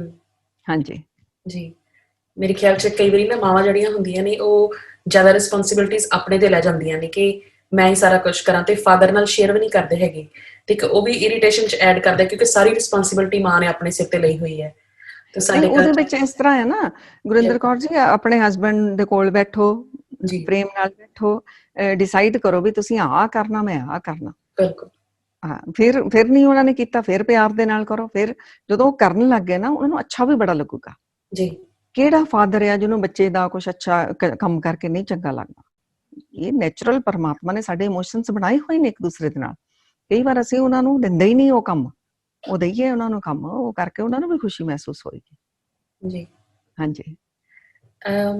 ਅਗਲਾ ਕੁਐਸਚਨ ਹੈ ਕਿ ਕਈ ਵਾਰੀ ਘਰ ਬੈਠੇ ਜਿਹੜਾ ਜੀ ਅਸੀਂ ਜਦੋਂ ਕੰਮ ਕਰਦੇ ਹਾਂ, ਪਰ ਮਨ ਨਹੀਂ ਕਰਦਾ ਕਿ ਕੁਛ ਕਰਨ ਨੂੰ, ਕਿ ਲਾਈਕ ਕੁਛ ਵੀ ਕਰਨ ਨੂੰ ਮਨ ਨਹੀਂ ਕਰਦਾ, ਸਿੰਪਲੀ ਦਿਲ ਕਰਦਾ ਕਿ ਜਸਟ ਬੈਠੇ ਰਹੀਏ ਤੇ ਜਸਟ ਡੂ ਨਥਿੰਗ। ਪਰ ਜਦੋਂ ਕੰਮ ਬਹੁਤ ਹੁੰਦਾ ਹੈ, ਤੇ ਉਹ ਜਿਹੜੀ ਫੀਲਿੰਗ ਹੈ, ਉਹਨੂੰ ਕਿਸ ਤਰ੍ਹਾਂ ਓਵਰਕਮ ਕੀਤਾ ਜਾਵੇ? ਇੱਕ ਤਾਂ ਆਪਣਾ ਜ਼ਿੰਦਗੀ ਦਾ ਸਾਰੇ ਜਾਣੇ ਅਸੀਂ ਅਸੂਲ ਬਣਾ ਲਈਏ। ਸਿਆਣੇ ਵੀ ਕਹਿੰਦੇ ਹੁੰਦੇ ਸੀ, ਅੱਜ ਦਾ ਕੰਮ ਕੱਲ ਤੇ ਨਾ ਛੱਡੋ। ਸੋ ਜਿਹੜਾ ਕੰਮ ਕਰਨ ਨੂੰ ਮਨ ਕੀਤਾ ਨਾ, ਉਹਨੂੰ ਕਰ ਲਓ। ਹਾਂਜੀ। ਇਹ ਆਪਣਾ ਸੁਭਾਅ ਬਣਾਈਏ ਅਸੀਂ ਸਾਰੇ ਜਾਣੇ। ਇਹਦੇ ਨਾਲ ਫਿਰ ਜਿੰਨਾ ਮਰਜ਼ੀ ਫਿਰ ਸਾਡੇ ਕੋਲ ਕੰਮ ਆ ਜਾਵੇ, ਸਾਨੂੰ ਵੱਡਾ ਨਹੀਂ ਹੋ ਲੱਗਣਾ। ਹਾਂਜੀ। ਕਿਉਂਕਿ ਸਾਡਾ ਐਨਰਜੀ ਲੈਵਲ ਬਹੁਤ ਵਧੀਆ ਹੋਣਾ, ਸਾਨੂੰ ਕਰਨ ਦੀ ਇੱਕ ਆਦਤ ਬਣੀ ਹੋਣੀ। ਜਦੋਂ ਅਸੀਂ ਨਹੀਂ ਕਰਦੇ, ਟਾਲੀ ਜਾਂਦੇ, ਫਿਰ ਇਕੱਠਾ ਹੋ ਜਾਂਦਾ, ਸਾਡੇ ਤੇ ਪ੍ਰੈਸ਼ਰ ਪੈਂਦਾ ਹੈ। ਸੋ ਵੈਸੇ ਵੀ ਤੁਸੀਂ ਦੇਖੋ, ਜਦੋਂ ਅਸੀਂ ਆਪਣਾ ਕੰਮ ਟਾਈਮ ਤੇ ਕਿੰਨਾ ਰਿਲੈਕਸ ਫੀਲ ਕਰਦੇ ਹਾਂ। ਸੋ ਜਿਹੜਾ ਉਹ ਕੈਮੀਕਲ ਨਿਕਲਦਾ ਅੰਦਰੋਂ, ਜਦੋਂ ਅਸੀਂ ਗੋਲ ਆਪਣਾ ਅਚੀਵ ਕਰਦੇ ਹਾਂ, ਖੁਸ਼ੀ ਦਾ ਕੈਮੀਕਲ ਤਾਂ ਆਪਣੇ ਆਪ ਨਿਕਲਦਾ। ਮੰਨ ਲਓ ਤੁਸੀਂ ਸੋਚਿਆ ਵੀ ਅੱਜ ਮੈਂ ਆਹ ਕੁਛ ਨਵਾਂ ਬਣਾਉਣਾ, ਕਿਚਨ ਦਾ ਹੀ ਲਾ ਲਓ, ਕੋਈ ਕੁਕਿੰਗ ਕਰਨੀ ਹੈ, ਆਉਂਦਾ ਜਾਂ ਨਹੀਂ ਆਉਂਦਾ, ਟਰਾਈ ਕੀਤੀ ਤਾਂ ਵੀ ਖੁਸ਼ੀ ਹੁੰਦੀ, ਮੈਂ ਟਰਾਈ ਤਾਂ ਕੀਤੀ ਆ। ਹੌਲੀ ਹੌਲੀ ਕਰਦੇ ਆ, ਵਧੀਆ ਵੀ ਹੋਣ ਲੱਗ ਜਾਊਗਾ। ਸੋ ਇਵੇਂ ਹੀ ਬੱਚਿਆਂ ਨੂੰ ਵੀ ਹੈਬਿਟਸ ਪਾਓ ਵੀ ਆਹ ਕਰਨਾ ਆ, ਔਰ ਫਿਰ ਬੱਚੇ ਨੂੰ ਉਹਨੂੰ ਐਪਰੀਸ਼ੀਏਟ ਜ਼ਰੂਰ ਕਰੋ, ਯਾਹੂ ਬਈ ਕਰ ਲਿਆ ਇਹਨੇ। ਏਦਾਂ ਆਪਣਾ ਸੁਭਾਅ ਬਣਾਈਏ ਵੀ ਅਸੀਂ ਟਾਈਮ ਤੇ ਕਰਨਾ ਹੀ ਕਰਨਾ ਆ, ਫਿਰ ਆਪਣੇ ਆਪ ਬਦਲ ਜਾਊਗਾ ਸਾਡਾ ਇਹ ਸਾਰਾ ਐਟੀਟਿਊਡ ਜਿਹੜਾ ਹੈ। ਹਾਂਜੀ ਜੀ। ਅਗਲਾ ਕੁਐਸਚਨ ਹੈ ਜੀ ਕਿ ਕਾਮ ਦੀ ਜਿਹੜੀ ਫੀਲਿੰਗ ਹੈਗੀ ਹੈ, ਉਹ ਵੀ ਜਿਹੜੀ ਕਈਆਂ ਨੂੰ ਤੰਗ ਕਰਦੀ ਹੈ, ਤੇ ਖਾਸ ਕਰਕੇ ਜਦੋਂ ਮਨ ਜਿਹੜਾ ਵਿਹਲਾ ਹੁੰਦਾ ਹੈ, ਤੇ ਮਨ 'ਚ ਮਾੜੇ ਖਿਆਲ ਹੁੰਦੇ ਆ, ਮਨ 'ਚ ਬਹੁਤ ਚਿੜਦਾ ਵੀ ਹੈ, ਤੇ ਫਿਰ ਸਿਮਰਨ ਵੀ ਨਹੀਂ ਹੁੰਦਾ। ਹਾਂਜੀ, ਇਹਦੇ ਲਈ ਜ਼ਰੂਰੀ ਹੈ ਨਾ, ਐਕਸਰਸਾਈਜ਼ ਕਰੋ। ਅੰਦਰੋਂ ਬਲੋਕੇਜ ਹੋਈ ਹੁੰਦੀ ਹੈ, ਬਰੀਦਿੰਗ ਕਰੋ, ਸਿਮਰਨ ਜਿਹੜਾ ਸਵਾਸਾਂ ਦੇ ਨਾਲ ਕਰੋ, ਇਹਦੇ ਨਾਲ ਰਿਲੀਜ਼ ਹੁੰਦਾ ਬਹੁਤ ਕੁਛ, ਅੰਦਰੋਂ ਨਿਕਲੇਗਾ ਕੁਛ ਨਾ ਕੁਛ। ਐਕਚੁਅਲੀ ਸਾਰੀ ਇਹ ਜਿਹੜਾ ਸਾਨੂੰ ਨੈਗੇਟਿਵਿਟੀ ਨੇ ਸਟਕ ਕੀਤਾ ਹੁੰਦਾ, ਉਹ ਫਿਰ ਬੰਦਾ ਕਾਮ 'ਚੋਂ ਕੱਢ ਕੇ ਆਪਣੇ ਆਪ ਨੂੰ ਖੁਸ਼ ਕਰਨਾ ਚਾਹੁੰਦਾ ਕਿਸੇ ਨਾ ਕਿਸੇ ਤਰੀਕੇ ਵਿੱਚ, ਕੋਈ ਕ੍ਰੋਧ ਕਰਕੇ, ਸ਼ਾਊਟ ਕਰਕੇ ਕੱਢਣਾ ਚਾਹੁੰਦੇ ਆ, ਤਾਂ ਉਹ ਜਿਹੜਾ ਬਰੀਦਿੰਗ ਐਕਸਰਸਾਈਜ਼ ਹੈ ਜ਼ਰੂਰ ਕਰੋ। ਔਰ ਸਪੋਰਟਸ ਸ਼ੂਜ਼ ਪਾ ਲਓ, ਘਰੋਂ ਬਾਹਰ ਨਿਕਲੋ ਸ਼ੂਜ਼ ਪਾ ਕੇ, ਹੈ ਨਾ, ਥੋੜ੍ਹਾ ਜਿਹਾ ਤੁਰੋ ਪਹਿਲਾਂ, ਥੋੜ੍ਹੀ ਜਿਹੀ ਬਾਡੀ ਨੂੰ ਗਰਮ ਹੋ ਲੈਣ ਦਾ, ਫਿਰ ਥੋੜ੍ਹਾ ਜਿਹਾ ਦੌੜੋ, ਜਿੰਨਾ ਕੁ ਤੁਸੀਂ ਕਰ ਸਕਦੇ ਆ। ਇਵੇਂ ਕਰਦਿਆਂ ਤੁਸੀਂ ਦੇਖੋ, ਔਰ ਫਿਰ ਨਾਲ ਫਿਰ ਆਕਾਸ਼ ਤੱਤ ਦੇ ਨਾਲ ਜੁੜ ਜਾਓ, ਵਾਹਿਗੁਰੂ ਦੇ ਨਾਲ ਜੁੜ ਕੇ ਦੌੜੋ, ਫਿਰ ਦੇਖੋ ਵਾਹਿਗੁਰੂ ਦਾ ਬੱਚਾ ਕਿਹੋ ਜਿਹਾ ਹੋਣਾ ਚਾਹੀਦਾ। ਇਵੇਂ ਫੀਲਿੰਗਸ ਵੀ ਆਪਣੀਆਂ, ਮਨ ਦੀ ਸੋਚ ਵੀ ਚੇਂਜ ਕਰਨੀ ਆ ਵੀ ਮੈਂ ਕੀ ਪਰਪਸ ਆ ਇਸ ਸੰਸਾਰ ਵਿੱਚ, ਮੈਂ ਕੀ ਕਰਨਾ ਆ, ਮੇਰਾ ਕੀ ਯੋਗਦਾਨ ਆ, ਮੈਂ ਆਪਣੇ ਲਈ ਕੀ ਕਰ ਸਕਦਾ, ਮੈਂ ਸੁਸਾਇਟੀ ਲਈ, ਪੂਰੇ ਸੰਸਾਰ ਲਈ ਕੀ ਕਰ ਸਕਦਾ। ਜੀਵਨ ਤਾਂ ਇਹੋ ਜਿਹਾ ਹੋਣਾ ਚਾਹੀਦਾ ਸੰਗਤ ਜੀ, ਇਹੋ ਜਿਹੇ ਕਰਮ, ਇਹੋ ਜਿਹੀ ਸੋਚ, ਇਹੋ ਜਿਹਾ ਸੁਭਾਅ ਸਾਡਾ ਹੋਵੇ ਕਿ ਆਕਾਸ਼ ਮੰਡਲ ਤੇ ਵਾਈਬ੍ਰੇਸ਼ਨਸ ਪਹੁੰਚ ਜਾਣ। ਆਕਾਸ਼ ਮੰਡਲ ਤੇ ਪਹੁੰਚਣਾ ਮਤਲਬ ਸਾਰੇ ਪਰਮਾਤਮਾ ਦਾ ਸਾਰਾ ਜਿੰਨਾ ਸਿਸਟਮ ਆ, ਅਸੀਂ ਉਹਦਾ ਇੱਕ ਹਿੱਸਾ ਆ, ਸਾਡਾ ਸਾਰਿਆਂ ਦੇ ਨਾਲ ਕਨੈਕਸ਼ਨ ਜੁੜ ਜਾਵੇ। ਫਿਰ ਇਹ ਜਿਹੜਾ ਆ ਇਹ ਤੋਂ ਪਾਰ ਹੋ ਕੇ ਬਹੁਤ ਉੱਚੀ ਸੋਚ ਸਾਡੀ ਹੋ ਜਾਊਗੀ। ਹਾਂਜੀ। ਮੇਰੇ ਖਿਆਲ 'ਚ ਸ਼ੁਰੂਆਤ ਥੋੜ੍ਹੀ ਜਿਹੀ ਬਸ ਔਖੀ ਹੈ, ਤੇ ਸ਼ੁਰੂਆਤ ਲਈ ਵੀ ਮੇਰੇ ਖਿਆਲ ਥੋੜ੍ਹਾ ਜਿਹਾ ਟਿਪਸ ਦਿਓ। ਕਈ ਵਾਰੀ ਜਿਵੇਂ ਸੁਣ ਕੇ ਬੜਾ ਵਧੀਆ ਲੱਗਦਾ ਕਰਨਾ, ਬਟ ਜਦੋਂ ਬੰਦਾ ਅਸੀਂ ਚਲੇ ਜਾਂਦੇ ਸੈਸ਼ਨ ਤੋਂ ਬਾਅਦ, ਉਸ ਟਾਈਮ ਕਾਫੀ ਮੋਟੀਵੇਸ਼ਨ ਆਉਂਦੀ ਹੈ, ਬਟ ਥੋੜੇ ਦਿਨਾਂ ਬਾਅਦ ਅਸੀਂ ਫਿਰ ਵਾਪਿਸ ਆਪਣੀ ਦੁਨੀਆ 'ਚ ਚੱਲ ਜਾਂਦੇ ਹਾਂ। ਤੇ ਜਿਹੜੀ ਬਿਗਨਿੰਗ ਕਰਨੀ ਹੈ ਮੋਟੀਵੇਸ਼ਨ ਨੂੰ ਕਿਵੇਂ ਰਿਟੇਨ ਕਰਨਾ ਹੈ, ਉਹ ਕਿਵੇਂ ਮਤਲਬ ਬੈਲੈਂਸ ਰਵੇ ਕਿ ਮੋਟੀਵੇਸ਼ਨ ਕਿ ਮੈਂ ਕੰਮ ਕਰਨਾ ਹੈ। ਇੱਕ ਨਾ ਖਾਣੇ ਦਾ ਵੀ ਧਿਆਨ ਰੱਖਣਾ ਪੈਣਾ। ਜਿੰਨੇ ਜ਼ਿਆਦਾ ਚਟਪਟੇਲੇ ਮਸਾਲੇਦਾਰ ਚੀਜ਼ਾਂ ਅਸੀਂ ਜ਼ਿਆਦਾ ਵਰਤਦੇ ਆ ਨਾ, ਉਹ ਵੀ ਜਿਹੜਾ ਕਾਮ ਵਾਸਨਾ ਨੂੰ ਜਿਹੜੀਆਂ ਭਟਕਾਉਂਦੀਆਂ ਨੇ, ਕ੍ਰੋਧ ਨੂੰ ਵੀ, ਇਕੱਲਾ ਕਾਮ ਨੂੰ ਨਹੀਂ, ਸਾਰੇ ਹੀ ਸਾਡਾ ਇਹਨਾਂ ਨੂੰ ਤਮਸਕ ਭੋਜਨ ਕਹਿ ਦਿੰਦੇ ਨੇ। ਤਮਾ ਜਿਹੜੀ ਸਾਡੀ ਤਮੋ ਪ੍ਰਧਾਨ ਸਾਡੀ ਬਿਰਤੀ ਜਿਹੜੀ ਜ਼ਿਆਦਾ ਬਣਦੀ ਹੈ, ਤੋ ਇਹ ਵੀ ਸਹਿੰਦਾ ਹਰ ਚੀਜ਼ ਜਿਹੜਾ ਉਹ ਠੀਕ ਹੁੰਦਾ ਆ। ਉਦਾਂ ਪਰਮਾਤਮਾ ਨੇ ਜਿਹੜੀਆਂ ਸਾਨੂੰ ਦਿੱਤੀਆਂ ਇੱਕ ਕਿਸਮ ਦੀਆਂ ਨਿਯਮਤਾਂ ਵੀ ਆ, ਕਾਮ, ਕ੍ਰੋਧ, ਲੋਭ, ਮੋਹ, ਹੰਕਾਰ, ਇਹਦੇ ਅੱਛੇ ਯੂਜ਼ ਵੀ ਹੈ, ਪਰ ਜਦੋਂ ਇਹਨੂੰ ਅਸੀਂ ਇੱਕ ਹੱਦ ਤੋਂ ਬਾਹਰ ਵੱਧ ਜਾਂਦੇ ਹਾਂ ਤਾਂ ਫਿਰ ਇਹ ਸਾਨੂੰ ਜਿਹੜੇ ਤੰਗ ਕਰਦੇ ਨੇ, ਸਾਡੀ એનર્ਜੀ ਵੀ ਖਾਂਦੇ ਨੇ। ਤਾਂ ਅੱਛਾ ਲਿਟਰੇਚਰ ਪੜ੍ਹੋ, ਉਹ ਜ਼ਰੂਰੀ ਹੈ। ਜੋ ਅਸੀਂ ਪੜ੍ਹਦੇ ਹਾਂ, ਜੋ ਅਸੀਂ ਸੁਣਦੇ ਹਾਂ, ਜੋ ਅਸੀਂ ਦੇਖਦੇ ਹਾਂ, ਉਹ ਸਾਡੇ ਅੰਦਰ ਜਾਈ ਜਾਣਾ, ਉਹੋ ਜਿਹਾ ਸਾਡਾ ਸੁਭਾਅ ਬਣੀ ਜਾਣਾ, ਸਾਡੀ ਮੰਗ ਵੀ ਉਹੋ ਜਿਹੀ ਹੀ ਹੋਈ ਜਾਣੀ ਹੈ। ਸੋ ਇਹਦੇ ਲਈ ਜ਼ਰੂਰੀ ਹੈ ਕਿ ਵੀ ਉਹ ਚੜ੍ਹਦੀਆਂ ਕਲਾਂ ਵਾਲੇ ਸਿੰਘਾਂ ਦਾ, ਸਿੰਘਣੀਆਂ ਦਾ ਜੀਵਨ, ਉਹਨਾਂ ਦਾ ਇਤਿਹਾਸ ਉਹ ਪੜ੍ਹਿਆ ਜਾਵੇ ਵੀ ਕਿੱਦਾਂ ਦਾ ਸਾਡੀ એનર્ਜੀ ਵੀ ਉਦਾਂ ਦੀ ਹੋਣ ਲੱਗ ਜੂਗੀ। ਬੜਾ ਅਸਰ ਪੈਂਦਾ, ਜੈਸਾ ਸੇਵੈ ਤੈਸਾ ਹੋਏ। ਜਿੱਦਾਂ ਦਾ ਸੇਵਾਂਗੇ, ਜਿੱਦਾਂ ਦਾ ਮਨ ਵਿੱਚ ਸੋਚਾਂਗੇ ਜਿਨ੍ਹਾਂ ਬਾਰੇ, ਉਦਾਂ ਦਾ ਹੀ ਸਾਡਾ ਸੁਭਾਅ ਜਿਹੜਾ ਹੋ ਹੀ ਜਾਊਗਾ। ਸੋ ਇਹ ਬੜਾ ਧਿਆਨ ਸਾਨੂੰ ਰੱਖਣਾ ਪੈਣਾ। ਔਰ ਐਕਸਰਸਾਈਜ਼ ਸੰਗਤ ਜੀ, ਮੈਂ ਸਾਰੀ ਸੰਗਤ ਨੂੰ ਕਹਿੰਦੀ ਹਾਂ ਜ਼ਰੂਰ ਕਰੋ। ਇਹ ਹਰਮੰਦਰ ਪਰਮਾਤਮਾ ਨੇ ਸਾਨੂੰ ਸਰੀਰ ਦਿੱਤਾ ਆ, ਇਹ ਦੱਸੋ ਇਹ ਬਿਮਾਰ, ਇਹ ਰੋਗੀ ਹੋਣਾ ਚਾਹੀਦਾ?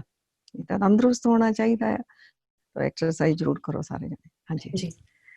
ਡਾਈਟ ਨਾਲ ਰਿਲੇਟਡ ਕੁਐਸਚਨ ਕਿ ਚਾਹ ਜਾਂ ਕਾਫੀ ਜਿਹੜੀ ਹੈ ਉਹ ਕਿੰਨੀ ਕੁ ਆਪਾਂ ਨੂੰ ਐਜ਼ ਅ ਲਾਭਦਾਇਕ ਹੈ ਜਾਂ ਨੁਕਸਾਨਦਾਇਕ? ਬਹੁਤ ਜ਼ਿਆਦਾ ਨੁਕਸਾਨ ਹੈ ਜੀ। ਭਗਤ ਪਿੰਗਲ ਸਿੰਘ ਪੂਰਨਵਾਲ, ਜਿਹੜੇ ਭਗਤ ਪੂਰਨ ਸਿੰਘ ਜੀ ਹੋਏ ਨੇ ਪਿੰਗਲਵਾਲਾ ਵਾਲੇ, ਉਹਨਾਂ ਨੇ ਕੱਢਿਆ ਸੀ ਇੱਕ ਵਾਰ ਆਰਟੀਕਲ, ਤਾਂ ਮੈਂ ਆਪਣੇ ਕੋਲ ਸੰਭਾਲ ਕੇ ਵੀ ਰੱਖਿਆ ਹੈ। ਉਹਦੇ ਵਿੱਚ ਉਹਨਾਂ ਨੇ ਚਾਹ ਦੇ ਨੁਕਸਾਨ ਦੱਸੇ ਸੀ।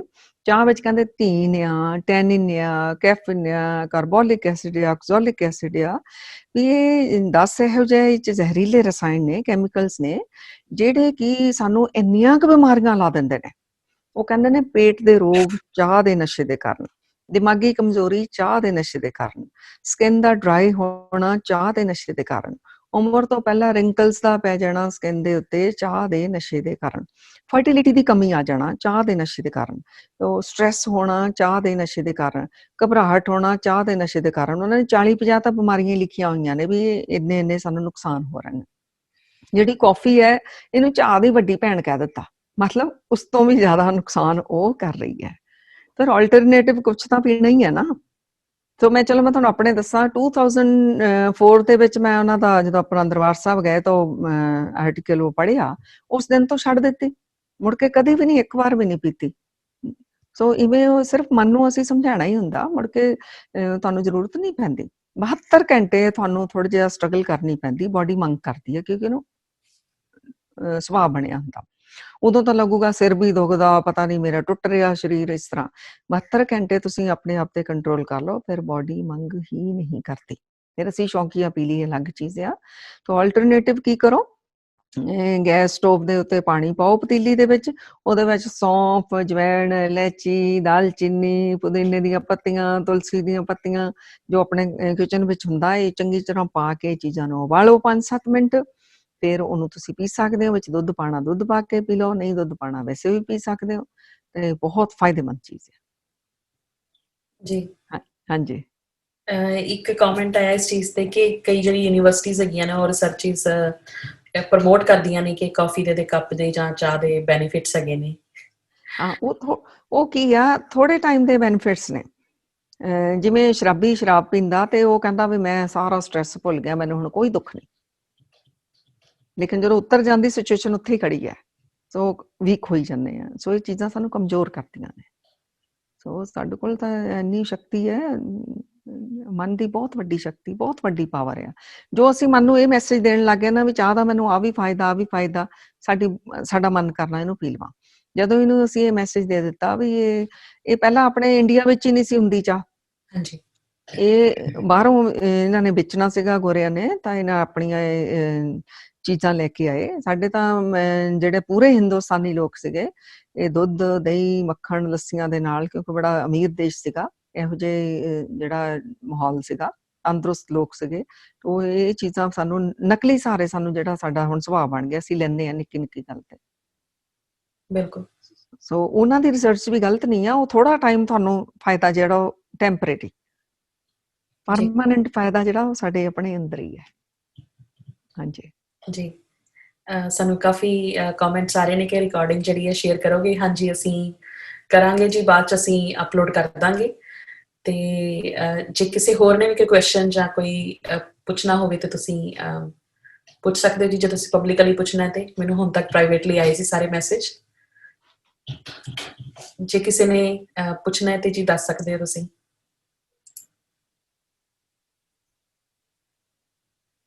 ਚਲੋ, ਜਦੋਂ ਤੱਕ ਸਾਰੇ ਕੋਈ ਸੋਚ ਰਿਹਾ ਹੈ ਤੇ ਕਾਫੀ ਸਾਨੂੰ ਮਾਤਾ ਜੀ ਮੈਨੂੰ ਪ੍ਰਾਈਵੇਟਲੀ ਆਏ ਨੇ ਮੈਸੇजेस ਜਾਂ ਕਮੈਂਟਸ ਇਸ ਚੈਟ ਦੇ ਵਿੱਚ, ਤੇ ਸਾਰੇ ਕਾਫੀ ਤੁਹਾਡਾ ਥੈਂਕਸ ਕਰ ਰਹੇ ਨੇ, ਬਹੁਤ ਸ਼ੁਕਰਗੁਜ਼ਾਰ ਨੇ, ਕਾਫੀ ਬਲੈਸਡ ਫੀਲ ਕਰ ਰਹੇ ਨੇ, ਕਾਫੀ ਇਹਨਾਂ ਨੂੰ ਫਾਇਦਾ ਹੋਇਆ। ਥੈਂਕਸ ਤਾਂ ਜੀ ਮੈਂ ਦੋ ਹੱਥ ਜੋੜ ਕੇ ਤੁਹਾਡਾ, ਗੁਰਿੰਦਰ ਕੌਰ ਜੀ, ਸਾਰੀ ਸੰਗਤ ਦਾ ਕਰਦੀ। ਤੁਸੀਂ ਯਾਦ ਕੀਤਾ, ਰਲ ਮਿਲ ਕੇ ਅਸੀਂ ਵਿਚਾਰਾਂ ਕਰ ਲਈਆਂ, ਤੁਹਾਡੇ ਸੰਗਤ ਦੇ ਦਰਸ਼ਨ ਵੀ ਹੋ ਰਹੇ ਨੇ, ਸਾਰਿਆਂ ਦੇ ਖਿਲੇ ਖਿਲੇ ਚਿਹਰੇ, ਮੁਸਕਰਾਉਂਦੇ ਬੜੇ ਅੱਛੇ ਲੱਗ ਰਹੇ ਹੋ। ਵੈਸੇ ਇੱਕ ਕੁਐਸਚਨ ਇੱਥੇ ਵੀ ਆਇਆ ਕਿ ਮਾਤਾ ਜੀ ਤੁਸੀਂ ਇੰਨਾ ਸਵੀਟ ਕਿਵੇਂ ਬੋਲਦੇ ਹੋ, ਇਹਦਾ ਵੀ ਸਾਨੂੰ ਆਨਸਰ ਜ਼ਰੂਰ ਦਿਓ ਤੁਸੀਂ। ਇਹ ਤੁਹਾਡੀਆਂ ਸੰਗਤਾਂ ਦੀ ਚਰਨਾਂ ਦੀ ਧੂੜੀ ਪਿੱਛੇ ਤੁਹਾਡੀਆਂ ਹੀ ਸੀਸਾਂ ਨੇ ਜੀ। ਤੁਹਾਡੀਆਂ ਸੀਸਾਂ ਬਣੀਆਂ ਹੀ ਰਹਿਣ, ਤੁਹਾਡੇ ਚਰਨਾਂ ਦੀ ਧੂੜੀ ਮਿਲਦੀ ਰਹੇ ਸੰਗਤ ਜੀ। ਬਿਲਕੁਲ, ਵਾਹਿਗੁਰੂ। ਇੱਕ ਕੁਐਸਚਨ ਜੀ ਕਿ ਨਿਤਨੇਮ ਦੇ ਵਿੱਚ ਬ੍ਰੇਕ ਜਿਹੜੀ ਨਾ ਆਵੇ, ਹਾਂਜੀ, ਉਹ ਕਿਸ ਤਰ੍ਹਾਂ ਕਰੀਏ?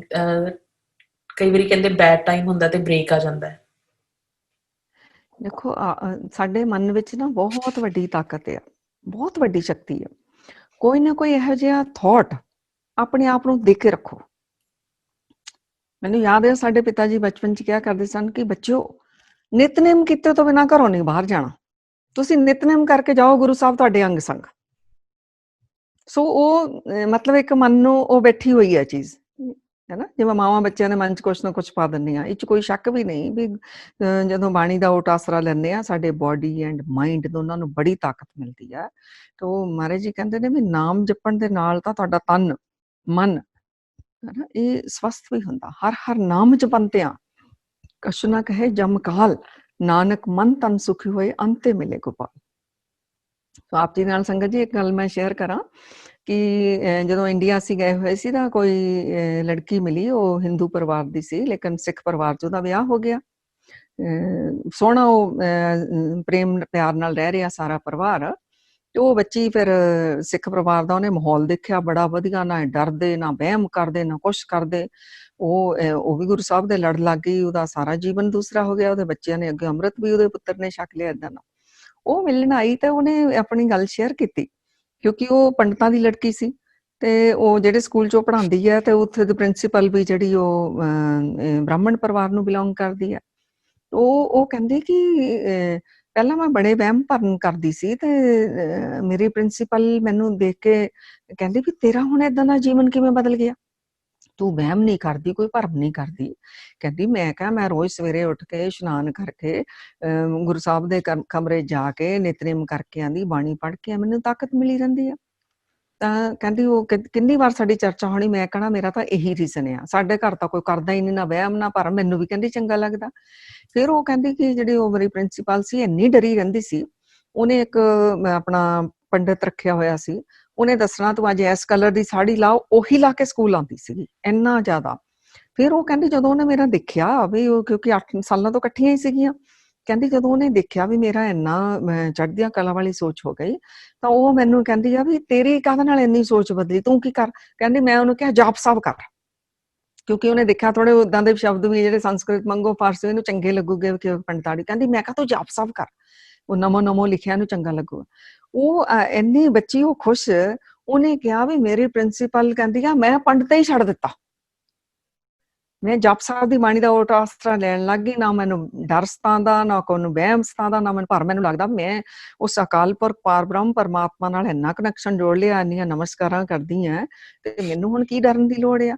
ਸੋ ਉਹ ਹੁਣ ਰੈਗੂਲਰ ਕਰਨ ਲੱਗ ਗਈ, ਜਿਹੜੀ ਇਸ ਧਰਮ ਨੂੰ ਵੀ ਨਹੀਂ ਬਿਲੋਂਗ ਕਰਦੀ, ਪਰ ਜਦੋਂ ਉਹਦੇ ਪ੍ਰੈਕਟੀਕਲ ਰਿਜ਼ਲਟ ਏਦਾਂ ਹੀ ਆਪਣੇ ਮਨ ਨੂੰ ਨਾ ਵੀ ਇਹ ਨਿਤਨੇਮ ਨਹੀਂ ਛੱਡਣਾ, ਮੀਂਹ ਜਾਵੇ ਹਨੇਰੀ ਜਾਵੇ ਇਹਨੇ ਤਾਂ ਸਹਾਈ ਹੋਣਾ, ਹਰ ਕੋ ਨਾਮ ਸਦਾ ਸੁਖਦਾਈ, ਇਹ ਸੁਖਦਾਈ ਹੁੰਦਾ। ਹਰ ਹਰ ਨਾਮ ਜਪੰਤਿਆਂ ਕਛ ਨਾ ਕਹੇ ਜਮ ਕਾਲ, ਸਰੀਰ ਨੂੰ ਮੌਤ ਆਵੇਗੀ, ਸਾਡੀ ਰੂਹ ਨਹੀਂ ਬੰਨੀ ਰਹੂਗੀ ਬੰਦਰਾਂ ਚ। ਕਛ ਨਾ ਕਹੇ ਜਮ ਕਾਲ, ਨਾਨਕ ਮਨ ਤਨ ਸੁਖ ਹੋਏ ਅੰਤੇ ਮਿਲੇ ਗੋਪਾਲ। ਮਨ ਵੀ ਸੁਖੀ ਤਨ ਵੀ ਸੁਖੀ, ਅਖੀਰ ਫਿਰ ਗੋਪਾਲ ਨੂੰ ਮਿਲਾਂਗੇ, ਫਿਰ ਇੱਧਰ ਉੱਧਰ ਨਹੀਂ ਰੂਹ ਜਾਊਗੀ। ਹੁਣ ਤਾਂ ਫਸੀ ਹੁੰਦੀ ਆਏ ਮੇਰੀ ਧੀ, ਫਿਰ ਧੀ ਦੇ ਘਰ ਹੀ ਆ ਜਾਈਦਾ ਅੰਤੇ ਮਿਲੇ ਗੋਪਾਲ। ਸੋ ਨਿਤਨੇਮ ਨਹੀਂ ਛੱਡਣਾ, ਆਪਣਾ ਟਾਈਮ ਟੇਬਲ ਸੈੱਟ ਕਰ ਲਓ ਵੀ ਆਹ ਟਾਈਮ ਤਾਂ ਇਸ ਕੰਮ ਦੇ ਲਈ ਹੀ ਹੈ, ਫਿਕਸ ਟਾਈਮ ਫਿਕਸ ਪਲੇਸ, ਇਵੇਂ ਕਰ ਲਓ, ਫਿਰ ਗੁਰੂ ਮਹਾਰਾਜ ਦੀ ਕਿਰਪਾ ਬਣੀ ਰਹੇਗੀ। ਹਾਂਜੀ ਸੰਗਤ ਜੀ, ਕੁਐਸਚਨਸ ਅਜੇ ਵੀ ਮੈਨੂੰ ਕਾਫੀ ਆਈ ਜਾ ਰਹੇ ਨੇ, ਅਸੀਂ ਥੋੜਾ ਜਿਹਾ ਟਾਈਮ ਦੇ ਵੀ ਕੌਸ਼ੀਅਸ ਹੈ, ਤੇ ਮੈਨੂੰ ਜਿਹੜੇ 2-3 ਕੁਐਸਚਨਸ ਹੋਰ ਆਏ ਹੋਏ ਨੇ ਮੈਂ ਉਹ ਹੀ ਲਵਾਂਗੇ ਅਜੇ ਅਸੀਂ, ਤਾਂ ਕਿ ਅਸੀਂ, ਮੈਨੂੰ ਪਤਾ ਕਿ ਕੁਐਸਚਨ ਸਾਡੀ ਜ਼ਿੰਦਗੀ 'ਚ ਤੇ ਚੱਲਦੇ ਹੀ ਰਹਿਣੇ ਆ। ਆਪਾਂ ਜੋ ਅਸੀਂ ਅੱਜ ਮਾਤਾ ਜੀ ਕੋਲੋਂ ਵੀ ਜੋ ਅੱਜ ਸਿੱਖਿਆ ਲਈ ਹੈ, ਆਪਾਂ ਕੋਸ਼ਿਸ਼ ਕਰੀਏ ਕਿ ਉਹਨੂੰ ਪਹਿਲਾਂ ਇੱਕ ਵਾਰੀ ਇੰਪਲੀਮੈਂਟ ਕਰਕੇ ਦੁਬਾਰਾ ਅਸੀਂ ਦੁਬਾਰਾ ਵੀ ਸੈਸ਼ਨ ਰੱਖ ਸਕਦੇ ਹਾਂ, ਦੇਖੀਏ ਕਿ ਸਾਡੇ ਚੋਂ ਇੰਪਲੀਮੈਂਟ ਕਰਨ ਤੋਂ ਬਾਅਦ ਕੋਈ ਚੇਂਜ ਆਇਆ ਹੈ, ਤੇ ਆਪਾਂ ਉਹਦੇ ਅਕੋਰਡਿੰਗ ਅਸੀਂ ਅੱਗੋਂ ਸੇਧ ਲਈਏ। ਤੇ ਕੁਝ ਕੁਐਸਚਨਸ ਹੋਰ ਨੇ, ਮੈਂ ਮਾਤਾ ਜੀ ਟਾਈਮ ਕਾਫੀ ਹੋ ਰਿਹਾ ਤੁਹਾਡਾ ਵੀ, ਤੇ ਅਸੀਂ ਕੋਸ਼ਿਸ਼ ਕਰਦੇ ਕਿ ਕਵਰ ਕਰ ਲਈਏ ਅਸੀਂ। ਇੱਕ ਕੁਐਸਚਨ ਹੈ ਜੀ ਕਿ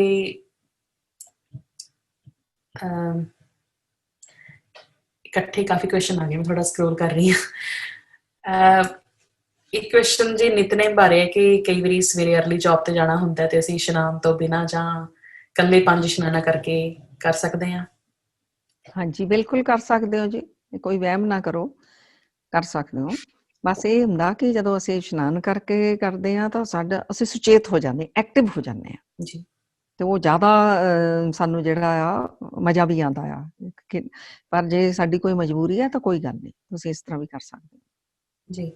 ਹਾਂਜੀ। ਨਾਲ ਹੀ ਕੁਐਸਚਨ ਹੈ ਕਿ ਅੰਮ੍ਰਿਤ ਵੇਲੇ ਕਈ ਵਾਰੀ ਜਿਹੜੀ ਹੈ ਕਿ ਅਸੀਂ ਉੱਠ ਜਾਂਦੇ ਬਟ ਸੰਭਾਲਣਾ ਥੋੜਾ ਔਖਾ ਲੱਗਦਾ ਹੈ, ਪਹਿਲੇ ਜਿਹੜਾ 1-1.5 ਘੰਟਾ ਹੈ ਉਹਦੇ ਬਾਅਦ ਨੀਂਦ ਵੀ ਆਉਣੀ ਸ਼ੁਰੂ ਹੋ ਜਾਂਦੀ ਹੈ, ਉਹਨੂੰ ਕਿਵੇਂ ਅਸੀਂ ਕਰੀਏ ਜੀ? ਹਾਂ, ਉਹਦੇ ਲਈ ਇੱਕ ਤਾਂ ਆਪਣੀ ਪਹਿਲਾਂ ਨਾ ਨੀਂਦ ਸਾਡੀ ਪੂਰੀ ਹੋਣੀ ਚਾਹੀਦੀ ਹੈ, ਰਾਤ ਨੂੰ ਸਾਡੀ ਨੀਂਦ ਪੂਰੀ ਹੋਣੀ ਚਾਹੀਦੀ ਹੈ ਤਾਂ ਕਿ ਅੰਮ੍ਰਿਤ ਵੇਲੇ ਅਸੀਂ ਸੁਚੇਤ ਰਹਿ ਪਾਈਏ।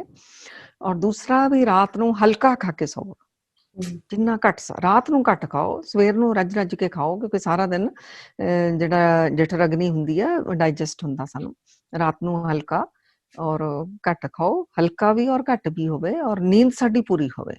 ਫਿਰ 1-1.5 ਘੰਟਾ ਅਗਰ ਸਿਮਰਨ ਸਾਧਨਾ ਬੰਦਗੀ ਕਰ ਲਈ ਆ ਤਾਂ ਕੋਈ ਗੱਲ ਨਹੀਂ, ਫਿਰ ਥੋੜਾ ਜਿਹਾ ਉੱਠ ਜਾਓ, 5 ਮਿੰਟ ਟਹਿਲ ਲਓ, ਉੱਥੇ ਬੈਠੇ ਨਾ ਰਹੋ, ਥੋੜਾ ਜਿਹਾ ਪਾਣੀ ਪੀ ਲਓ, ਅੱਖਾਂ 'ਚ ਛਿੱਟੇ ਮਾਰ ਲਓ, ਵਾਸ਼ਰੂਮ ਜਾਇਓ, ਉਹਦੇ ਨਾਲ ਫਿਰ ਆਪਾਂ ਸੁਚੇਤ ਹੋ ਜਾਵਾਂਗੇ। ਜੇ ਤੁਹਾਡੇ ਕੋਲ ਅਗਰ ਹੋਰ ਸਮਾਂ ਹੈ ਫਿਰ ਤੁਸੀਂ ਆਪਣਾ ਹੋਰ ਵੀ ਲਗਾ ਸਕਦੇ ਹੋ। ਹਾਂਜੀ ਜੀ, 2 ਕੁਐਸਚਨ ਹੋਰ ਨੇ ਜੀ। ਇੱਕ ਤੇ ਕਿ ਜਿਵੇਂ ਫੀਮੇਲਸ ਦੇ ਵਿੱਚ ਇੱਕ ਸਟੇਜ ਤੇ ਜਾ ਕੇ ਮੈਨੋਪੌਜ਼ ਦੀ ਪ੍ਰੋਬਲਮ ਆਉਂਦੀ ਹੈ, ਤੇ ਹਾਂਜੀ ਉਹਦੇ ਨਾਲ ਜਿਵੇਂ ਕਾਫੀ ਮੂਡ ਸਵਿੰਗ ਤੇ ਰਾਤ ਨੂੰ ਨੀਂਦ ਦੀ ਵੀ ਕਾਫੀ ਪ੍ਰੋਬਲਮ ਆ ਰਹੀ ਹੈ, ਹਾਂਜੀ ਉਹਦੇ ਨਾਲ ਕਿਵੇਂ, ਕਿਹੜੇ ਕਹਿੰਦੇ ਸੀਡਸ ਜਾਂ ਕਿਸ ਤਰ੍ਹਾਂ ਦੀ ਡਾਈਟ ਥੋੜੀ ਜਿਹੀ ਆਪਾਂ ਨੂੰ ਹੈਲਪ ਜਾਂ ਕਿਵੇਂ ਕਰ ਸਕਦੇ ਹਾਂ ਅਸੀਂ? ਦੇਖੋ, ਇਹਦੇ ਲਈ ਪਤਾ ਕਿ ਜਿਹੜਾ ਸਾਡਾ ਨਾ ਇਹ ਬਾਡੀ 'ਚ ਨੈਚੁਰਲ ਚੇਂਜਸ ਆਉਂਦੀਆਂ ਥੋੜੇ ਟਾਈਮ ਦੇ ਲਈ, ਜੀ, ਉਹਦੇ ਲਈ ਇੱਕ ਤਾਂ ਮੈਂਟਲੀ ਆਪਣੇ ਆਪ ਨੂੰ ਲੇਡੀਜ਼ ਨੂੰ ਤਿਆਰ ਰੱਖਣਾ ਚਾਹੀਦਾ ਵੀ ਚੇਂਜਸ ਆ ਸਕਦੀਆਂ ਨੇ। ਨਹੀਂ ਤਾਂ ਕੀ ਹੁੰਦਾ, ਥੋੜੀਆਂ ਜਿਹੀਆਂ ਚੇਂਜਸ ਵੀ ਆਉਂਦੀਆਂ ਤਾਂ ਅਸੀਂ ਘਬਰਾ ਜਾਂਦੇ ਹਾਂ, ਤਾਂ ਉਹ ਜ਼ਿਆਦਾ ਵੱਡੇ ਰੂਪ 'ਚ ਲੱਗਦੀਆਂ। ਸੋ ਬਾਕੀ ਇਹਦੇ ਬਾਰੇ ਮੈਨੂੰ ਨੌਲੇਜ ਨਹੀਂ ਆ ਡਾਈਟ ਦੀ, ਉਹ ਤੁਸੀਂ ਸਰਚ ਕਰ ਲਓ, ਤੁਹਾਨੂੰ ਮਿਲ ਜਾਏਗਾ ਵੀ ਕਿਹੋ ਜਿਹੀ ਡਾਈਟ ਲੈਣੀ ਚਾਹੀਦੀ ਹੈ। ਬਾਕੀ ਜਿੰਨਾ ਹਲਕਾ ਫੁਲਕਾ ਤੁਸੀਂ ਖਾਓਗੇ, ਵੈਸੇ ਵੀ ਸਾਰਿਆਂ ਲਈ ਮਨ ਹਲਕਾ ਰਹਿੰਦਾ। ਜੀ, ਅੱਗੇ ਦੇਖੋ, ਜਦੋਂ ਅਸੀਂ ਪੈਦਾ ਹੋਏ ਸੀ ਨਾ ਜੰਗਲਾਂ 'ਚ ਹੀ ਰਹਿੰਦੇ ਸੀਗੇ, ਤੋ ਬਿਨਾਂ ਪੱਕਿਆ ਬਿਨਾਂ ਮਸਾਲੇ ਤੋਂ ਕੱਚਾ ਹੀ ਰॉ ਫੂਡ ਖਾਂਦੇ ਸੀ ਜ਼ਿਆਦਾ। ਸੋ ਉਹ ਸਾਡੀ ਸਾਰਿਆਂ ਦੇ ਲਈ ਸਿਹਤ ਲਈ ਬਹੁਤ ਅੱਛਾ ਹੈ। ਸੋ ਹਰੀਆਂ ਸਬਜ਼ੀਆਂ, ਸੈਲਡ, ਫਰੂਟ ਇਹ ਜ਼ਿਆਦਾ ਖਾਓ। ਇਹ ਵੀ ਸਾਡਾ ਨੈਚੁਰਲ ਜਿਹੜਾ ਬਾਡੀ ਦੇ ਉੱਤੇ ਇਹਦਾ ਬੜਾ ਇਫੈਕਟ ਪਵੇਗਾ ਇਸ ਚੀਜ਼ ਦਾ। ਤੇ ਸੋਚ ਆਪਣੀ ਚੜ੍ਹਦੀਆਂ ਕਲਾ ਵਿੱਚ ਜ਼ਰੂਰ ਰੱਖੋ ਵੀ ਇਹ ਥੋੜੇ ਟਾਈਮ ਲਈ ਚੇਂਜਸ ਆਉਂਦੀਆਂ, ਇਹ ਪਰਮਾਨੈਂਟ ਨਹੀਂ ਰਹਿੰਦੀਆਂ। ਉਦੋਂ ਸਟਰੋਂਗ ਹੋ ਕੇ ਨਿਕਲੋ ਤਾਂ ਕੁਝ ਵੀ ਨਹੀਂ ਲੱਗਣਾ। ਐਕਚੁਅਲੀ ਜਦੋਂ ਅਸੀਂ ਉਹਦੇ ਬਾਰੇ ਸੋਚਦੇ ਹਾਂ ਨਾ ਕਿਸੇ ਚੀਜ਼ ਬਾਰੇ, ਉਹ ਸਾਡੇ ਤੇ ਜ਼ਿਆਦਾ ਇਫੈਕਟ ਪਾਉਂਦੀ ਹੈ। ਜਦੋਂ ਇਹਦੇ ਬਾਰੇ ਅਸੀਂ ਨਹੀਂ ਸੋਚਦੇ, ਆਪਣੇ ਕੰਮ 'ਚ ਆਪਣੇ ਆਪ ਨੂੰ ਬਿਜ਼ੀ ਕਰ ਲੈਂਦੇ, ਉਹਦਾ ਇਫੈਕਟ ਬਹੁਤ ਘੱਟ ਜਾਂਦਾ ਹੈ ਜੀ।